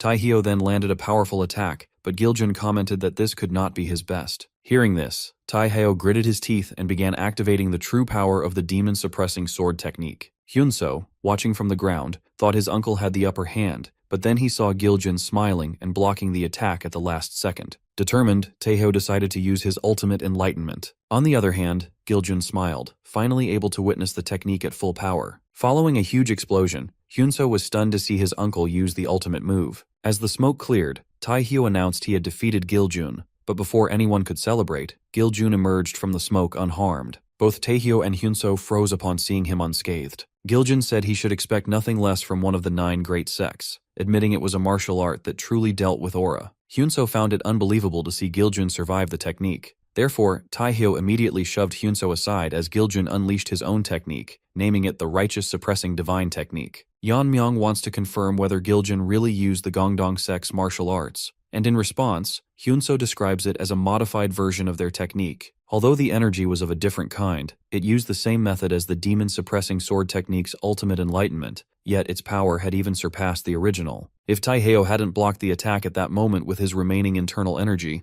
Hyunso wouldn't have survived. After that, our hero slips into deep thought, recalling that Taehyo was a master of transcendence. However, what's more shocking is that Giljin learned and modified the technique merely by witnessing it once, meaning he managed to understand the martial arts of an accomplished master in only a single fight. Afterwards, Hyunso puts his hands together and tells our boy that he and his sect uncle have come here for a reason. He respectfully requests the support of the Dang clan for their sect in the upcoming Battle of Sects. He then talks about the demonic cult, a cult and armed force based in Shingang. In the past, the demonic cult was powerful enough to take on all 9 great sects and every clan in the martial world at the same time. Even though many things have changed, the reason the righteous sects have never been able to contain them is that the entire cult follows only one person's orders, the demonic cult's leader. As time passed, the situation changed when the cult leader's son, Junghyuk Yeon, emerged. He attracted many personal followers due to his heavenly martial body, and consequently, Junghyuk left the cult with his followers to create a new group, the Demons of Vast Heavens, so the previous cult wouldn't divide into factions.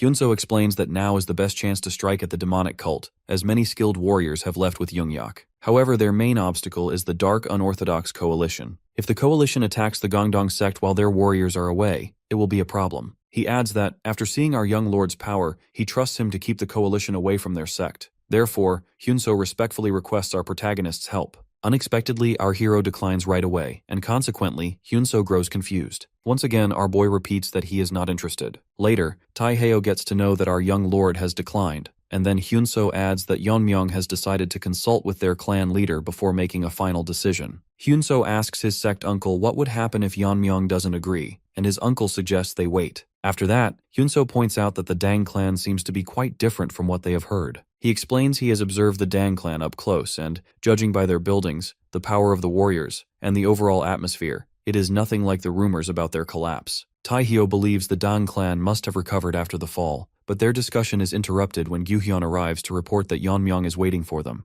Later, Hyunso and Taehyo are stunned to see Jihye as the current leader of the Dang clan. She welcomes them and says she has heard everything from our young lord. After seeing her, Taehyo can clearly sense she is a master of transcendence. He believes she must be the reason behind the Dang clan's revitalized spirit, and concludes that the Dang clan has finally regained the power it once had. After sitting down, Hyunso explains that the Gongdong sect is in need of help, and as a part of the Righteous Legion, they want assistance from the Dang clan in the fight against the coalition and demonic forces. After a brief pause, Jihye asks her son if his decision still hasn't changed. When our hero reveals his thoughts remain the same, Hyunso asks for a reason, adding that if they don't act now, the demonic cult will bring chaos to the world. Our boy explains that while they agree about the demonic cult, the coalition is another matter. He states he has never seen the coalition harming the people of Sacheon. Even though they collect fees for offering protection, they have used that money for proper purposes, just like the righteous sects. To put it simply, there is no reason to attack the coalition. Our hero becomes serious as he talks about being part of the Righteous Legion. He explains that when the Dark Unorthodox Coalition defeated the other righteous sects, and when the Demons of Vast Heavens attacked their clan,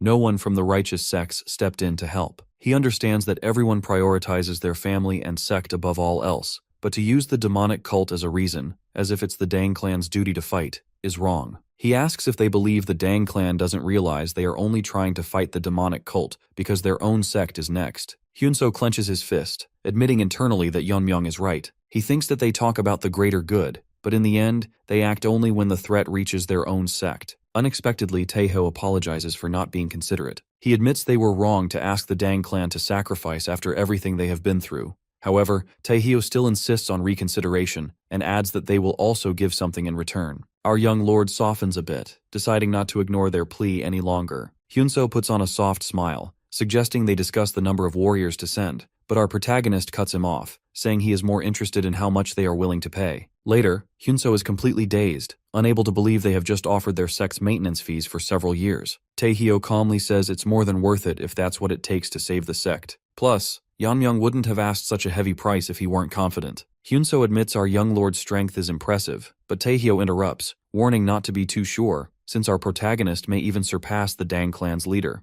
But Hyunso points out it's impossible for Taehyo to be fooled when it comes to energy presence. Taehyo responds that it's possible if someone hides their level of accomplishment, even from a master of transcendence. Above, our hero listens to their discussion as they leave. This makes him think that it's unlikely Taehyo would know if he was using the hidden energy presence technique. He admits internally that Taehyo's intuition is sharper than he expected. Right then, his mother demands to know why he changed his mind, knowing he didn't agree for the money alone. Our protagonist explains that it wasn't a sudden change of heart. Even though he has spoken highly of the unorthodox coalition, he doesn't fully trust them. His mother points out it is true that Sacheon was destroyed despite the fall of the major sects, and Yeonmyoung nods, but states that was only because of Giljun-yu. He points out that these sects are not considered unorthodox just because they didn't join the righteous sects. Rather, it's that they prioritize personal gain over honor and justice. Consequently, they are no different from bandits. Even though Giljun currently holds the unorthodox sects back, it's in their nature to destroy their opponents. If Giljun disappears, the unorthodox sects will destroy Sacheon completely. Jihee acknowledges this, then asks Yeonmyoung about his plan. Our hero grins, saying he plans to keep the coalition too busy to think about going north. However, his mother questions whether it isn't too much for their clan to keep them occupied.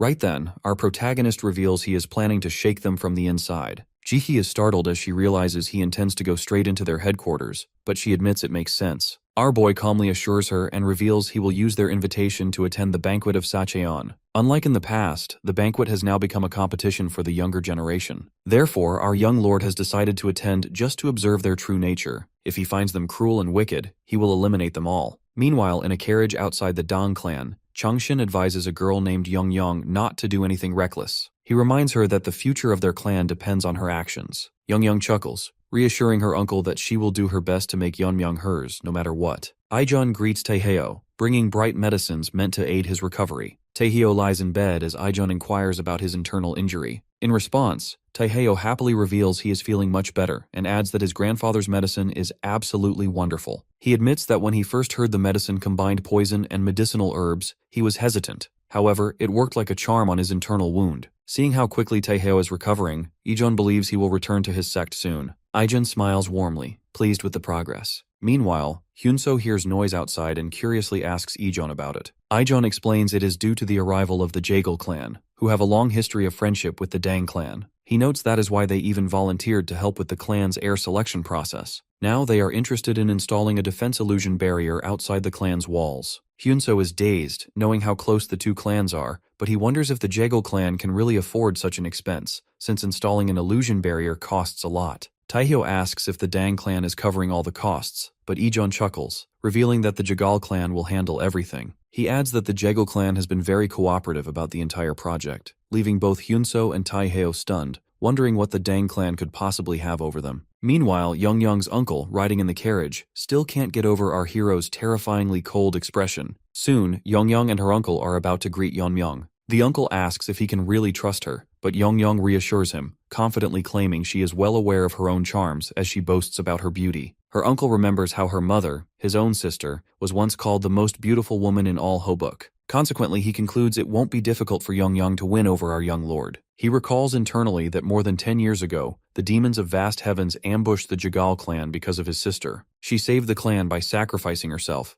but unable to endure the shame of being treated as a one-night plaything, she took her own life. Now, he promises himself not to let his clan face the same tragedy again. He believes that if Yeonmyoung and our hero develop a relationship, the Jagal clan will survive thanks to the Dang clan's support. Deep down, he prays for Yeonmyoung, knowing the future of the clan rests on her. The door before them opens, and Jihee greets them, mentioning she has heard that the Jaegul clan's illusion field played a major role during their selection process. Both Yeonmyoung and her uncle are stunned to see Jihye for the first time. Jihee beams, happily discussing their interest in installing a defense illusion barrier. Changshin is in disbelief, wondering if she truly is the mother of our young lord. He privately implies that our boy must have taken after her. He immediately greets Jihye and apologizes for not knowing the Dang clan has appointed a new leader. However, Jihye calmly shrugs it off, explaining the Jeagle clan was not present when she was appointed. She then advises them to rest after their long journey, at which Changshin sincerely thanks her. Jihye then asks who the girl with Changshin is, and he reveals she is his niece, here in hopes of establishing stronger ties with the Dang clan. He asks his niece to greet Jihye, but Young is blushing hard, her heart pounding after seeing our protagonist. She wonders how someone can look so handsome and quickly concludes he will make a perfect husband. Changshin panically whispers her name, snapping Young back to reality. She bows, introduces herself, and congratulates Jihye on becoming clan leader.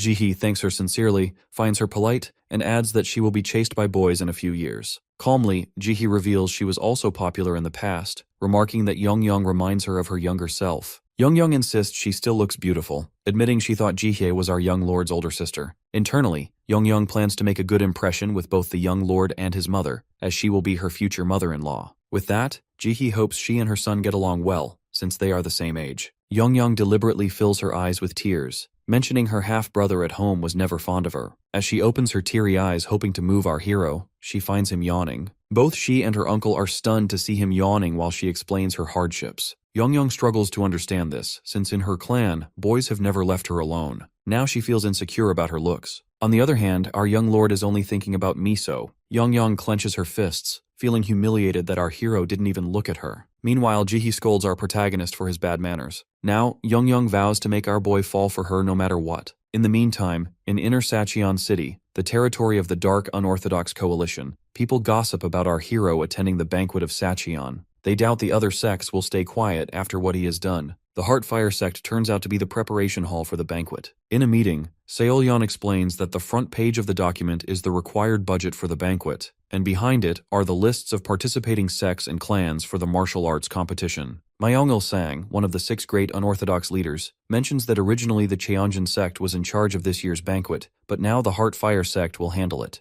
Seolyeon answers that she is just following their lord's orders. Another leader laughs, mentioning that their lord just sped out without even looking at Seolyeon's report. Someone else jokes that their lord is a free spirit and wonders when he will finally grow up. Suddenly, a child bursts into the meeting room, addressing everyone as her uncles. The little girl announces she also wants to attend the banquet. She hugs Myung-il, who asks why she is interested since she stayed home last year. The little girl giggles and says she has heard the lord of the Dang clan will be there, and that he is so handsome the women who see him instantly fall for him. Myung-il points out these rumors are wild, but the little girl doesn't care about that. She decides that if the rumors are true, she will marry him. She innocently asks if she can go see him, and Myung-il agrees, knowing she won't listen to anyone since she has already made up her mind. Meanwhile, Seolyeon grins wickedly at the little girl as something comes to her mind. Myung-il concludes that no one has the guts to deny the daughter of the Lord of the Dark Unorthodox Coalition. Mirio is combing Miso's hair and comments that it is very silky, even though she has been bedridden all this time. As they talk, she mentions that the other day she was compared to Miso in front of Yeonmyeong. She's about to ask a follow-up,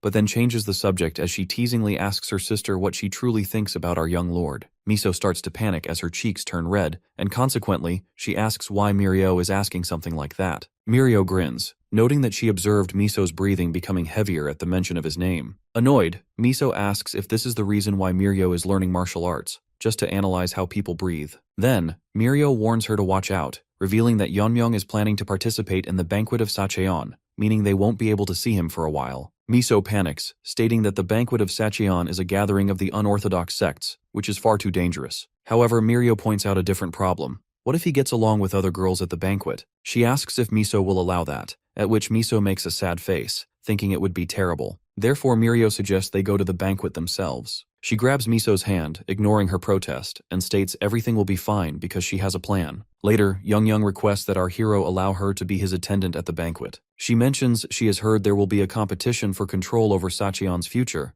Therefore, she is curious to see exactly how it will be held. Reluctantly, our boy mentions he has been told he can bring an attendant and a bodyguard with him, but he makes it clear that they are not going on vacation. Internally, Young is all fired up to accompany our hero and earn his affection. Suddenly, Mirio opens the door and addresses our boy. He looks at her, noting he already sensed someone coming. Mirio steps inside holding her sister's arm, stating she has something to propose. However, Mirio pauses upon seeing Young sitting there. Both of them instantly feel hostile towards each other, demanding to know who the other is. Meanwhile, our young lord is curious to know why Mirio has brought Miso along. In response, Mirio confidently mentions that she and Miso want to go to the banquet with him. Yeonmyoung feels a bit confused, so he asks if she wants him to take her as his bodyguard and Miso as his attendant. While patting Miso's shoulder, Mirio nods, explaining he must need a couple of servants, and for that, she and Miso are perfect. Meanwhile, Yeonmyoung is confused, wondering what Mirio is planning, but she also notes that Mirio is acting as if she knows the young lord personally. Then she looks at Miso and concludes she is as pretty as the clan leader. Internally, she bites her nails in panic, believing her plans will be ruined if our hero takes that girl with him. Surprisingly, our boy states he can take Mirio as his bodyguard, but he cannot take Miso, because he has already promised the position of attendant to someone else. Mirio fumes, stating she will not come if he doesn't take Miso as well, while Yeonmyoung starts blushing, wondering if he is talking about her. Our hero calmly tells Mirio that if she is not willing to go, then he will find another bodyguard. Miso's eyes fill with tears. At first, she says it is all right, but as her tears grow, she admits she isn't fine at all, yet still insists it is okay. Since our young lord has said he doesn't need her, she believes they shouldn't get upset. Right then, Mirio glares at Yeonmyoung coldly and demands that he see her outside. Outside, Mirio admits our hero is incredible. He has skills, judgment, and decisiveness, but she simply cannot understand why he is so dense when it comes to women. She grits her teeth, believing he is not grateful for the help she is offering him. She asks why he can't accept Miso, reminding him she has given him a perfect chance to build a relationship, yet he is throwing it away. But to her surprise, our protagonist explains it is too dangerous at the banquet, as they cannot predict what will happen when the younger generations of the unorthodox sects collide. He worries about what might happen to Miso, while he and Mirio are preoccupied, questioning who will take responsibility if she is hurt. He reminds Mirio that the banquet is in the territory of the Dark Unorthodox Coalition, and points out that Miso is still recovering, hence it would be too much for her to handle. Finally, Mirio reluctantly agrees, stating she will go with him. Yeonmyoung grows confused because she previously decided not to go without Miso, but then Mirio yells at him, revealing she simply cannot leave him alone with that seductive woman. Later in the evening, Changshin is dozing off while holding a document. Our hero appears out of nowhere, catching him napping on the job. Changshin freaks out, explaining he has finished casting the illusion barrier and was just making final adjustments. He says it will be done by tomorrow evening. Right then, our hero begins observing the barriers using his vision technique. Now he can see a powerful protective illusion barrier right above their clan buildings. Changshin explains that from the Hall of Dark Poison to the Executive Council, the barriers have been installed around the most important structures. Recalling how Yeonmyoung told him to finish within a week, Changshin nervously mentions he has met the deadline and hopes it is to his satisfaction. Our boy pats his shoulder, stating he trusts him to finish the rest as planned. Changshin makes a tearful face, as he was expecting a thank you. Still, he nods in acknowledgement. Afterward, our young lord smiles warmly, thinking that now he can go to the banquet without worry, as the clan will be protected. Now he notes he needs to take care of one more thing. Therefore he summons the fourth elder, Jiryong-dang, who appears right in front of him. He admits he was surprised to be summoned for a private conversation. Then, our hero mentions that Jiryong was made an elder due to his excellent swordsmanship,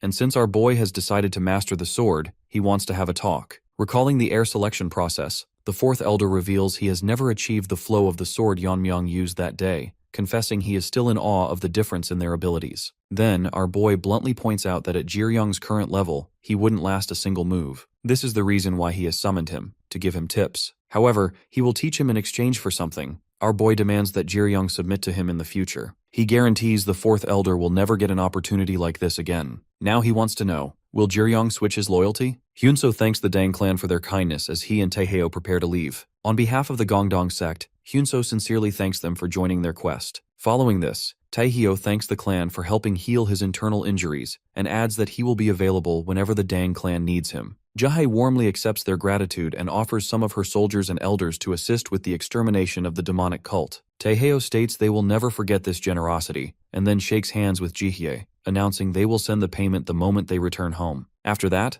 Taehyo reaches out to Yeonmyoung to thank him for saving them before they could become as good as carrion. As they shake hands, Taehyo remarks that it won't be long before our young lord surpasses him. Suddenly, he senses a massive amount of internal energy emanating from our boy, which makes him flinch. Hyunso freaks out, observing that his sect uncle does not look well, but Taehyo shrugs it off and lies, claiming he is just feeling sad about their departure. However, as they head back, Taehyo notes internally that it was not just his imagination. He wonders how the boy's power could be so impressive. Consequently, he realizes that Jihye is not the sole reason behind the Dang clan's restoration. It is all due to our young lord. Meanwhile, Jihye instructs her soldiers to repay a favor twice but seek revenge tenfold. She declares that according to Dang clan law, they hold loyalty in high regard. Now that they have joined hands with the Gongdong sect, their destinies have become one. All the soldiers, including several elders, acknowledge her orders in unison. With that, Jihye wishes them luck. Later, Ijun delivers the poison that burns intestines to our hero, who admits he is always grateful for his help.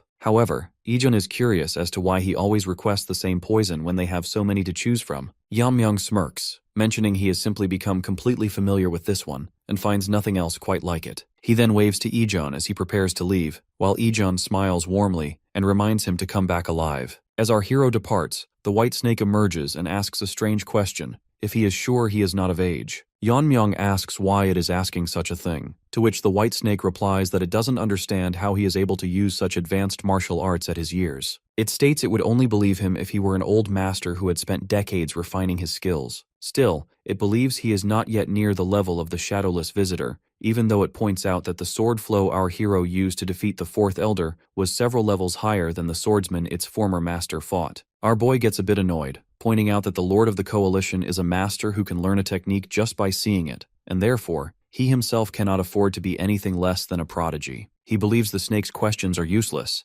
However, the snake still feels something is strange. After a moment, our hero arrives at the entrance where the others are waiting. Mirio waves at him, asking why he is so late, so Yeonmyung explains he was picking up poison from Ijun. He then asks about the man standing in the middle, who bows and greets our young lord. He introduces himself as Gil Jiang, their escort to the city center. Before our young lord can thank him, Jihye appears and asks if he is about to leave. Everyone greets the clan leader immediately, but Jihye tells them to dispense with the formalities. Jihye acknowledges that something big is happening but states she will support her son no matter what path he chooses, hoping he doesn't overdo it. Yeonmyung respectfully reassures her, stating he is taken after his mother. Jihye chuckles, jokingly mentioning he is the proud son of the poisonous phoenix after all. Then, she entrusts the security of her son to his companions and warmly wishes them farewell. Eventually, the group arrives at Sacheon Hyonyang. Mirio comments that everything feels very lively, noting it wasn't like this the last time she visited. Yeonmyung asks if she has been here before, and she proudly reveals she visited a few times when her father was the head of the merchant guild. She mentions his guild was once one of the biggest in Sacheon, but it has since shrunk due to the unorthodox sects. Our hero mentions he remembers her father telling him this. Internally, our boy believes that if their clan continues to grow, they must establish a merchant guild of their own, as they cannot rely on embezzled funds or the remedy hall's profits forever. Therefore, he instructs Mirio to visit him with her father once this is over, as he plans to help him become the head of a merchant guild once again. Mirio can't believe it and yells at him, warning him not to take it back later. Meanwhile, a merchant sits hopelessly nearby because no customers have visited. He wishes for someone to stop by who has a keen interest in swords. Surprisingly, our hero's team arrives at his shop. Yeonmyung asks if the place is open, stating he wants to look at the blades. The merchant notices their peculiar outfits and warmly welcomes them inside, casually claiming his swords are among the finest in the city. Mirio curiously asks why our boy needs a sword, to which he reveals he simply thought having a weapon would be beneficial. While observing a sword closely, our hero can tell the shopkeeper wasn't lying, as the blade possesses great quality and a sharp aura. He tells the merchant the swords are excellent, and when the shopkeeper inquires if he is familiar with weaponry, our hero claims he is, though a little bit only. He then remarks that while the sword may look plain, the aura is sharp, proof of how carefully it was forged. The merchant is amazed that he can tell so much from a single glance. Consequently, our hero decides to buy the sword, but the merchant suddenly runs off, requesting that he wait for a moment. After a minute, the shopkeeper returns with a storage box, revealing he was saving a specific item for someone with a great eye for steel. As the box opens, the merchant reveals the finest blade ever forged, the Demon Reaper. Both Mirio and Yeonmyung can feel how amazing the sword is. Even Yeonmyung, who doesn't know a thing about swords, can tell its quality is exceptional. Then, the merchant reveals that his master passed away while forging this blade. Therefore, he took over and completed it himself. He is curious to know what Yeonmyung thinks, as he is certain that this is a sword for the ages. Internally, our boy agrees with the merchant, believing this sword is comparable to the one he used in his past life. He can feel the very essence of sharpness embedded within it. Surprisingly, he tells the shopkeeper that he doesn't need this sword, even though he can tell the craftsmanship is brilliant. The merchant nervously asks if it failed to meet his expectations. However, our hero mentions it is quite the opposite. He tells the shopkeeper to be proud of what he has made, but explains that is precisely why he cannot accept it. Although deep down he notes that walking around with such a weapon would draw too much attention, he simply claims he is fine with a regular sword. He tells the shopkeeper he will inspect the blade he selected earlier, and though the shopkeeper sighs, he decides to meet the demand. Suddenly, a group arrives at the shop, causing the shopkeeper to panic as he realizes it is young Lord Yan. Yan, in a rage, reminds the merchant that he asked for the finest sword available. It turns out he is the heir of the Hyonyang Gate, Socheong Yeon, who assumes the shopkeeper has dared to hide that blade from him. He never thought a mere blacksmith would treat him that way, so the blacksmith frantically tries to explain he has it all wrong. Meanwhile, our young lord senses a foreign energy from Yeon's guards and feels something is off. Right then, the white snake emerges, pointing out that it is a demonic aura. It insists it came to recognize this energy when it fought the shadowless visitor. Internally, our protagonist admits he has heard of it before, but he wonders what cultists are doing here in Sacheon. The white snake whispers that it doesn't know either, but notes they can find out if they take a few of them in for interrogation. Yan appears right in front of Yeonmyeong, telling him to get out of the way, as he intends to eliminate the blacksmith or anyone else in his path. Unexpectedly, our boy calls him a kid and flicks his forehead hard. The guards' eyes widen as they call out for their young lord. Then, our protagonist remarks that Yeon can never wield a sword, even the finest weapon on earth, consequently suggesting he train for a couple more decades before coming back. One of Yeon's guards raises his blade, demanding to know how he dared to flick the forehead of Jinsun Nam's grandson. He declares that death is the only suitable punishment. However, ignoring the guard, our hero straightforwardly asks what their relation is with the demonic cult. At this, everyone on Yeon's side freezes. Suddenly, a man emerges from the group, leaving Yeonmyeong to wonder nervously where he came from. Meanwhile, Yeon and his guards look back to see a masked man standing there, who simply asks how they dare insult his cult with that name. All of Yeon's guards move to protect their young lord, but with only one move, the masked man eliminates several of them. He decides to take Yeon with them, and orders his men to kill the rest. The masked man admits to our hero that he is impressed he saw through their shadow cloak, simply asking how he knew they were there. Meanwhile, the blacksmith and the two girls tremble in fear at the sight of cultists in the middle of Sacheon. Surprisingly, our young lord mentions it is impossible not to notice them when demonic cultists stink pretty bad.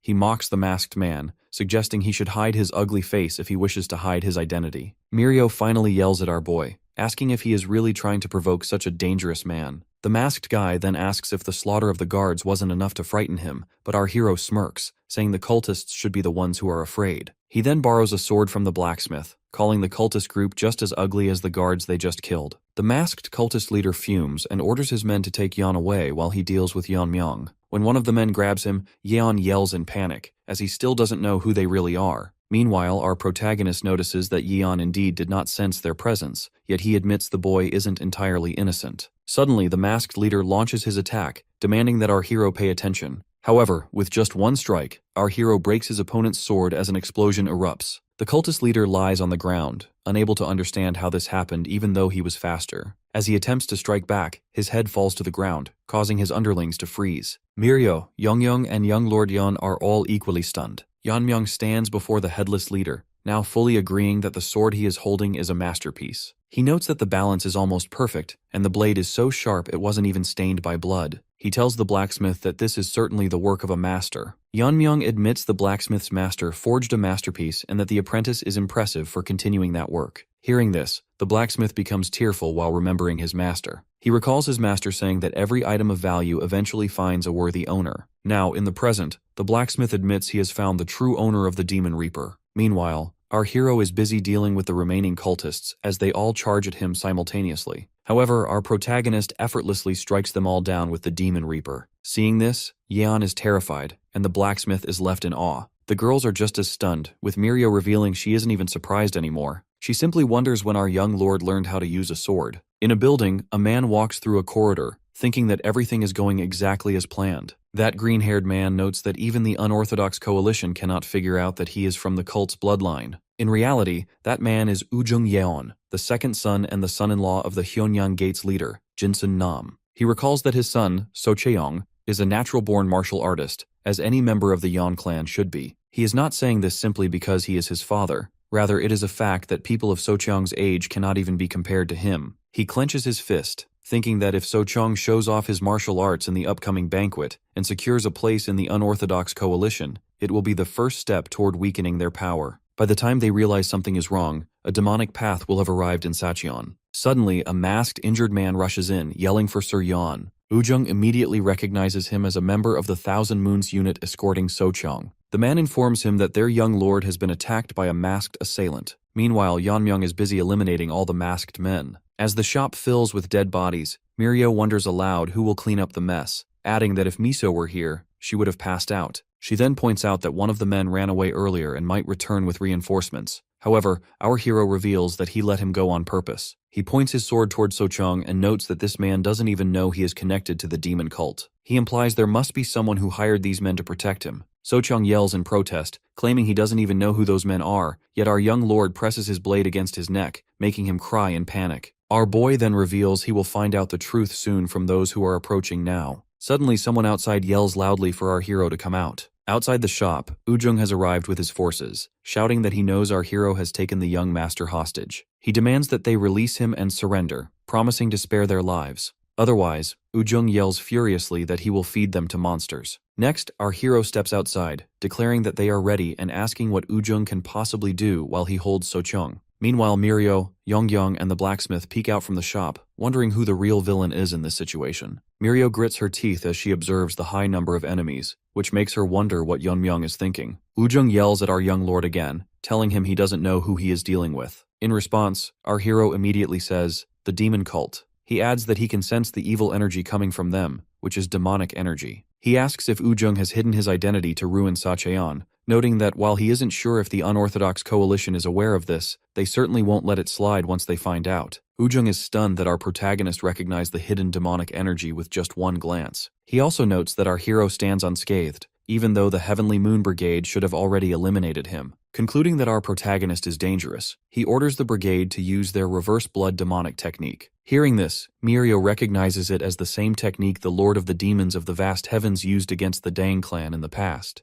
As the masked soldiers unleash the technique, our hero asks Ujung if he is related to Junghyuk Yeon. However, Ujung questions if that is truly what he wants to ask before he dies. While moving the sword away from Sochung, Yeonmyung reveals he has no personal grudge against Ujung, but notes that Ujung's family destroyed his own. Ujung mockingly laughs, shouting that there is no family his brother did not destroy. He starts guessing, the Jeagle family, the Moyong family, and points out that since they are in Sacheon, it must be the Dang family. He confidently demands to know where our hero is from, vowing to destroy his family after eliminating him. Meanwhile, Mirio and Yongyang start to get chills. As Mirio begins to move, Yongyang grabs her, stating that while they might die if they interfere, they must trust our young lord at this moment. Ujung yells at his soldiers to eliminate him, while the white snake emerges to ask our hero about his plan. As he raises his blade, our boy asks if the snake really needs to ask, as he simply intends to strike them down. With one move, eliminate, our boy strikes down all the soldiers at once. Ujung, the blacksmith, and the girls are all left speechless by what they just witnessed. Ujung cannot process it, recalling that 70 warriors used the reverse blood demonic technique. Therefore, he believes even a master at the peak realm couldn't be this strong.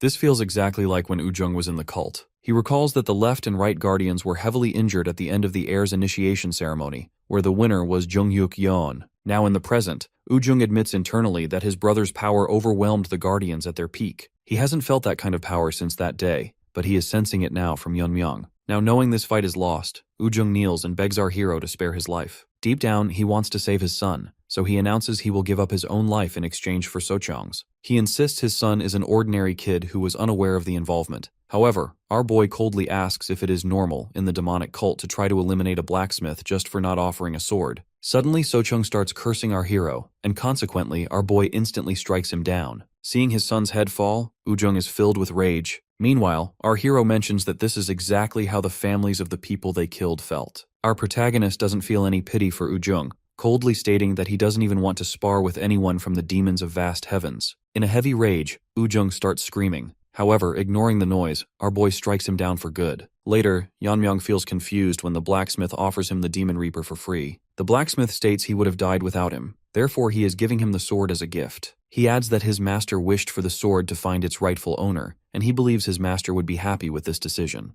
Mirio comments that Yeonmyang should just take it without protesting, and Yongyang congratulates him on the new weapon. Our hero finally mentions that if everyone insists, he will accept it. Mirio giggles, pointing out that he was going to accept it from the start. Our hero then requests a simpler sheath since the sword stands out too much, and the blacksmith acknowledges the request. Meanwhile, the white snake cannot fathom that a member of the Dang clan is this skilled with a sword. It simply cannot imagine how powerful he will become in the future, perhaps even more so than the shadowless visitor. In a long line of people, several individuals spot Yeonmyang's group and begin to whisper among themselves, noting that he is the one who was seen among the heirs of the Sacheon sex. They observe that his attendant and bodyguard are both women, consequently leading them to conclude that he is quite the ladies' man. One person wonders aloud why he has come to attend the banquet, while another mentions that they can already imagine what his martial arts skills must be like. Furthermore, as they notice some ladies casting glances at him, someone else remarks that they have already lost before even starting. Internally, they admit they have never seen a boy as handsome as Yeonmyeong in all their years. At the entrance, clerks approach Yeonmyeong and ask about his identity. Our hero responds confidently, declaring that he is the heir of the Dang clan of Sacheon.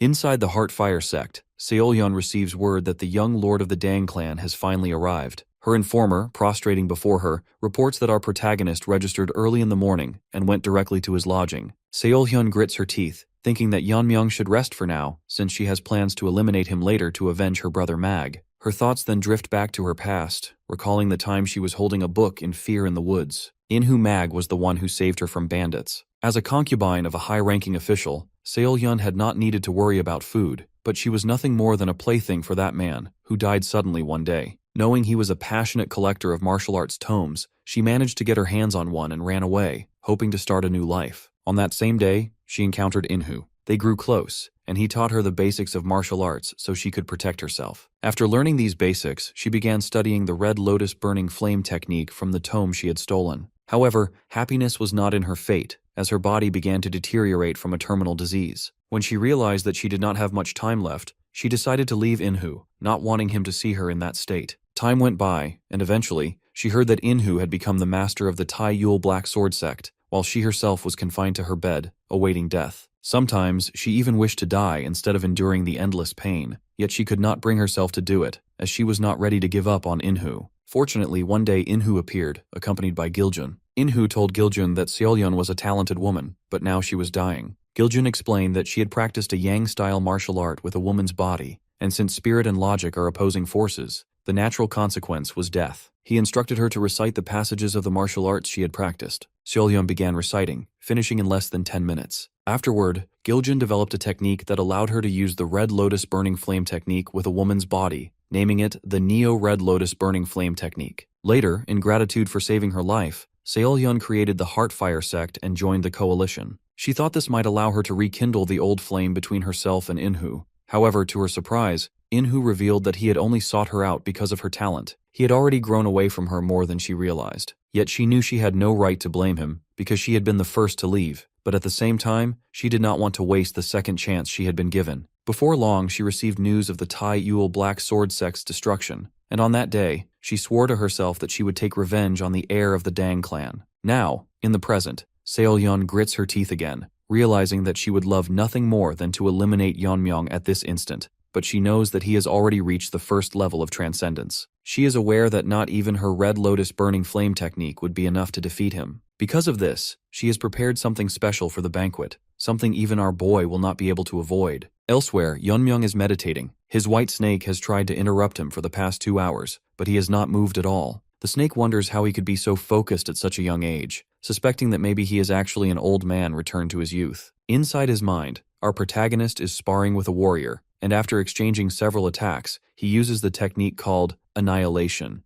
However, his opponent is completely unscratched. At this, our young lord wonders if it is impossible to fully use annihilate with the Azure Pool of Poisonlust technique. He remembers having managed to eliminate 70 at once that day, but even that was only half its power. If the technique were at its original strength, then the energy control technique he used in his previous life, known as the Formidable Force technique, would be required. He decides he must master that if he wants to unleash Annihilate at full power. Yet, one of the characteristics of the Formidable Force technique is its corrosive force, and most people die instantly when attempting it. Despite this, Yeonmyeong believes he can quickly reach the level of power he had in his past life. As he thinks about this, a part of our hero still longs to use a sword, but he refuses to follow that path. With his current energy control technique, he has been able to produce the essence of annihilation, even if it is weak. He knows it is weak because the technique does not suit the sword. With this realization, Yeonmyeong opens his eyes in reality, only to find his face covered with doodles. He tells Mirio to remove them from his face, and she hiccups, still holding a brush. She panics and asks if he really was not asleep, to which he shakes his head. Anyhow, he is hoping that they both are ready. Mirio nods confidently, stating that they are. However, before he can get up,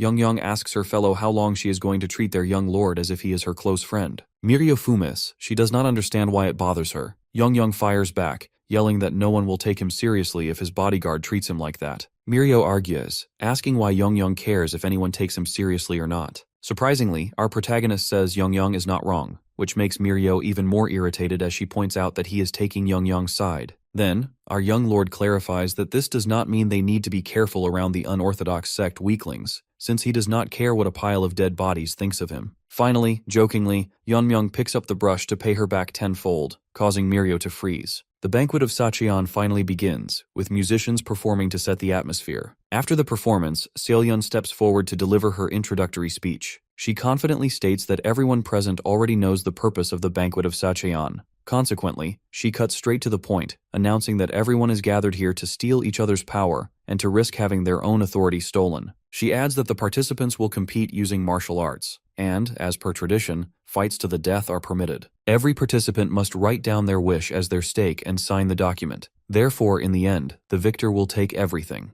The winner will hold authority for 5 years, and should any dissent arise, as the leader of the Heartfire sect, she will notarize their victory. She warns that anyone breaking the rules will be considered a traitor against the coalition itself and punished accordingly. After making the rules clear, Seolyun gestures toward the distinguished individuals attending this year's banquet. Among them is Master Mayong Il-sang, also known as the Sword of the Nine Illusions. The participants immediately recognize him as one of the 6 great unorthodox leaders, and one even says it was his dream as a swordsman to meet him at least once. Meanwhile, Mayong smirks to himself, admitting that Yeonmyeong is making him blush, since our young lord has already reached the first level of transcendence. He playfully mutters that he has come with Yun Hui, the daughter of their lord, which has him anticipating some impressive martial arts displays today. Seolyun then announces that Myeong will oversee any fights to the death, stating that anyone wishing to engage in such a match must get his permission. As the banquet officially begins, a large number of warriors raise their hands to seek approval. Among them, one requests that Mayong allow him and Yeonmyeong to fight to the death. This warrior is none other than Cheonhui Mag, the eldest son of Inhu Mag, the former leader of the Tai Yul Black Sword sect. Upon realizing Cheonhui's identity, Myeong wonders if this is about revenge, recalling rumors that Inhu was eliminated by the Dang clan. Inhu was renowned as one of the strongest warriors among all the sects. However, Cheonhui steps forward and declares that, as the heir of the Tai Yul Black Sword sect, he wishes to avenge his father's death by challenging our protagonist. Meanwhile, Mirio, standing among the crowd, mutters that it was the Tai Yul Black Sword sect who attacked the Dang clan first, but Yeonmyeong quickly stops her from being too loud. Mayong grants Cheonhui permission for a deathmatch with our hero, and consequently, both warriors move into the arena. At the same time, Yunhui becomes visibly excited to see our boy in action. She knows his martial arts skills are rumored to be without equal, but now she admits he looks absolutely handsome as well. Mayong, observing Yunhui's reaction, notes how thrilled she is, though he realizes she will be just as disappointed if Yeonmyeong loses the fight. Mayong announces that only the contestants' attendants and bodyguards are allowed to participate in this fight to the death. Furthermore, there are no forbidden forms of attack, and participants have the right to ignore their opponent's surrender. Upon hearing no objections from either side, Mayong states that they may attack with their bodyguards and attendants. He then turns to our protagonist and asks if he has brought a bodyguard. Yeonmyeong reveals that he has, but does not intend for them to intervene. He asserts that the result will be the same whether he faces one opponent or 3. Understandably, this statement infuriates the opposing team, while Myeong admits he likes his guts. With that, the match begins, as the opposing side draws their weapons. After exchanging glances, Cheonhui's team forms up, and Cheonhui's sword begins to emit a purple aura. The crowd murmurs in excitement at witnessing the sword's aura. Someone calls out that it's the Black Sword sect leader's specialty, the Black Sword aura, while another points out that Cheonhui has mastered the Tai Yul twin swords technique. Cheonhui's bodyguard and attendant launch a simultaneous attack on our hero, while Cheonhui himself holds back, waiting for an opening so he can later eliminate our boy with his twin swords. However, in just a second, both of his men are taken down by our protagonist. The spectators are stunned, wondering how both men collapsed, until someone notices cow hair needles embedded in their necks. Even Mayong finds it difficult to believe what he has just witnessed. Afterward, Yeonmyeong turns to his opponent, asking how long he intends to keep him waiting and urging him to make a move before he falls asleep. Cheonhui fumes, barely containing his rage as he cannot wait to take our hero's head. He finally attacks, but as he closes in, Cheonhui is startled to find that Yeonmyeong has already vanished from sight. Our hero reappears behind him, pointing out that among those who invaded the Dang clan, 2 people wielded the same sword aura. One was Cheonhui's father, and the other was a spy. However, our protagonist finds Cheonhui far inferior to both of them. Cheonhui is furious but feels a sense of hopelessness. unable to believe this is how it is going to end for him. Meanwhile, the crowd notes that not even 10 minutes have passed since their fight began, and they cannot decide whether Yeonmyeong is simply too strong or Cheonhui is too weak. Cheonhui then becomes aware that he has been struck by a needle. He feels ashamed, not for failing to get his revenge, but for not living up to his father's reputation. Still, he summons his strength, and the aura from his sword intensifies until it turns completely black. With his transformed sword, Cheonhui attempts to attack our protagonist, determined to prove he is greater than his father. To everyone's shock, our hero effortlessly grabs the sword, imbued with aura, with his bare hand, and then breaks it to pieces. The entire crowd is left in disbelief. Mirio,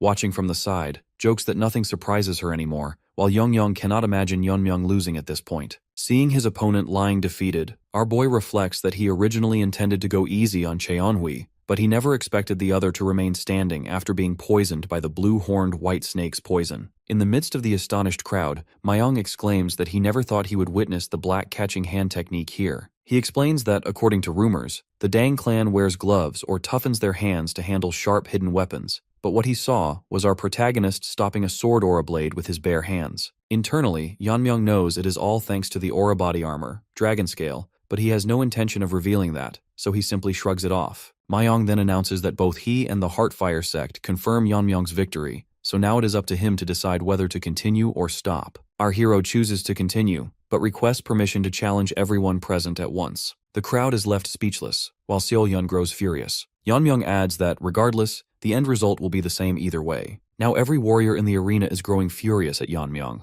They feel as if their egos have been deeply wounded, convinced that someone as arrogant as him has insulted them all by daring to challenge everyone after just a single victory. They start calling him the arrogant and petty heir of a fallen clan, consequently declaring that they will show him who the real warriors of Sacheon are. Unexpectedly, Seohyun steps forward and silences the crowd. She explains that the banquet of Sacheon is not a mindless brawl between thugs, and reminds everyone that this gathering is for the next generation of martial artists to display their strength and skills, representing their respective sects. She coldly announces that, as the host, she will not tolerate anyone disregarding the rules to act as they wish. Surprisingly, Myong starts speaking, asking Seohyun if there is any real need to be so strict. He reveals that he genuinely wants to see what the Dang clan heir is capable of. Although Seohyun protests, Myong soon cuts her off, consequently reminding her that he will personally step in if things get out of hand. Reluctantly, she agrees to his decision. Afterwards, Myong reflects on the Dang clan's hidden weapons technique, which is especially suited for mass combat, but he points out that if hundreds of warriors enter the arena at once, they will only end up interfering with one another. He tells our hero that they will limit the number of opponents he can face simultaneously, though he is allowed to choose them himself. Myong also gives him permission to speak up if he wants any changes. However, with a confident smile, Yeonmyeong calmly states that he is fine with the arrangement. Later, Myong is left absolutely stunned, beginning to question whether he made the right choice. At first, he thought that after a few rounds, the participants would come up with strategies to counter Yeonmyeong's cow hair needles. He believed that once the challengers witnessed his hidden weapons technique, they would stand a chance. Nevertheless, in less than an hour, our protagonist has eliminated more than half of the participants. He has not used any other technique besides the cow hair needles and blade catching technique. Still, one of the challengers managed to put up a fight. Myong cannot figure out how our boy has become so powerful, as he never sensed that much internal energy from him. Therefore, Myong concludes that at this rate, the banquet cannot continue much longer. Meanwhile, the contestants begin to run away in hopelessness, loudly declaring that they surrender and are finished with this banquet. Unexpectedly, a bandaged warrior steps forward, stomping on the ground and drawing everyone's attention. This bandaged figure announces that the Chobung sect will challenge our hero next, adding that they do not need any other sects to support them, as he and his guards are more than enough. He declares that our young lord's solo performance ends here, revealing himself to be Cheonggang Yob, heir of the Chobung sect. From above, Myong notes that while all the other challengers are fleeing, Cheonggang alone has stepped up to challenge Yeonmyeong. He supposes that if anyone is capable of defeating our hero, it must be the Chobung sect. When Myong asks Yeonmyeong if he has any objection, he simply shakes his head. Deep down in his thoughts, our boy finds Cheonggang interesting. With that, Myong announces the start of the match. Our hero throws his needles, but Cheonggang counters every single one, making them clatter harmlessly to the ground. Mirio and Yeonmyeong are both stunned to see that Cheonggang has deflected all of our protagonist's attacks. They notice that Cheonggang's skin is dry and cracked like tree bark. Myong observes that he is using the ancient tree body technique, which dries and twists the body and greatly strengthens the muscles and bones. Now the only question left is how Yeonmyeong will respond. Right then, our warrior uses the movement technique, Dark Shadow, dodging his opponent so swiftly that Myong grows confused, unable to see him for a moment. Furthermore, Myong wonders if our young lord has mastered the light movement technique. After employing the technique, our hero lands a strike on one opponent, piercing a needle into his forehead.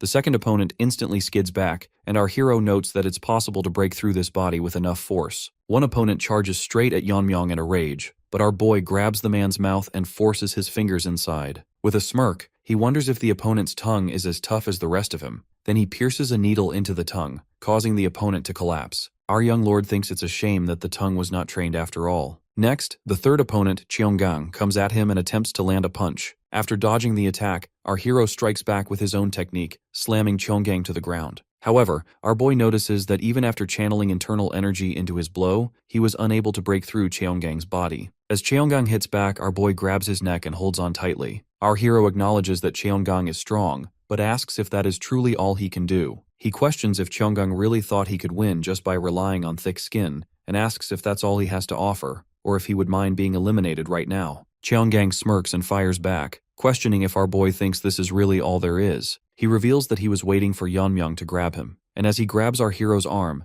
Cheonggang declares that now he will show the true power of the ancient tree body technique. Cheonggang recalls how his master, Injae Yob, the leader of the Chobung sect, taught him the hidden skill of the technique, warning him it must remain a secret from the world. His master instructed him that if he ever used it, he must eliminate his opponent completely. Now, in the present, Cheonggang frowns, believing this is the perfect moment to use that technique. With that, he begins to unleash the hidden skill, the energy absorption technique. Cheonggang announces that he will drain all of our hero's internal energy, leaving him to wither and die. However, our protagonist sighs and tells him he would never do that if he were in Cheonggang's position.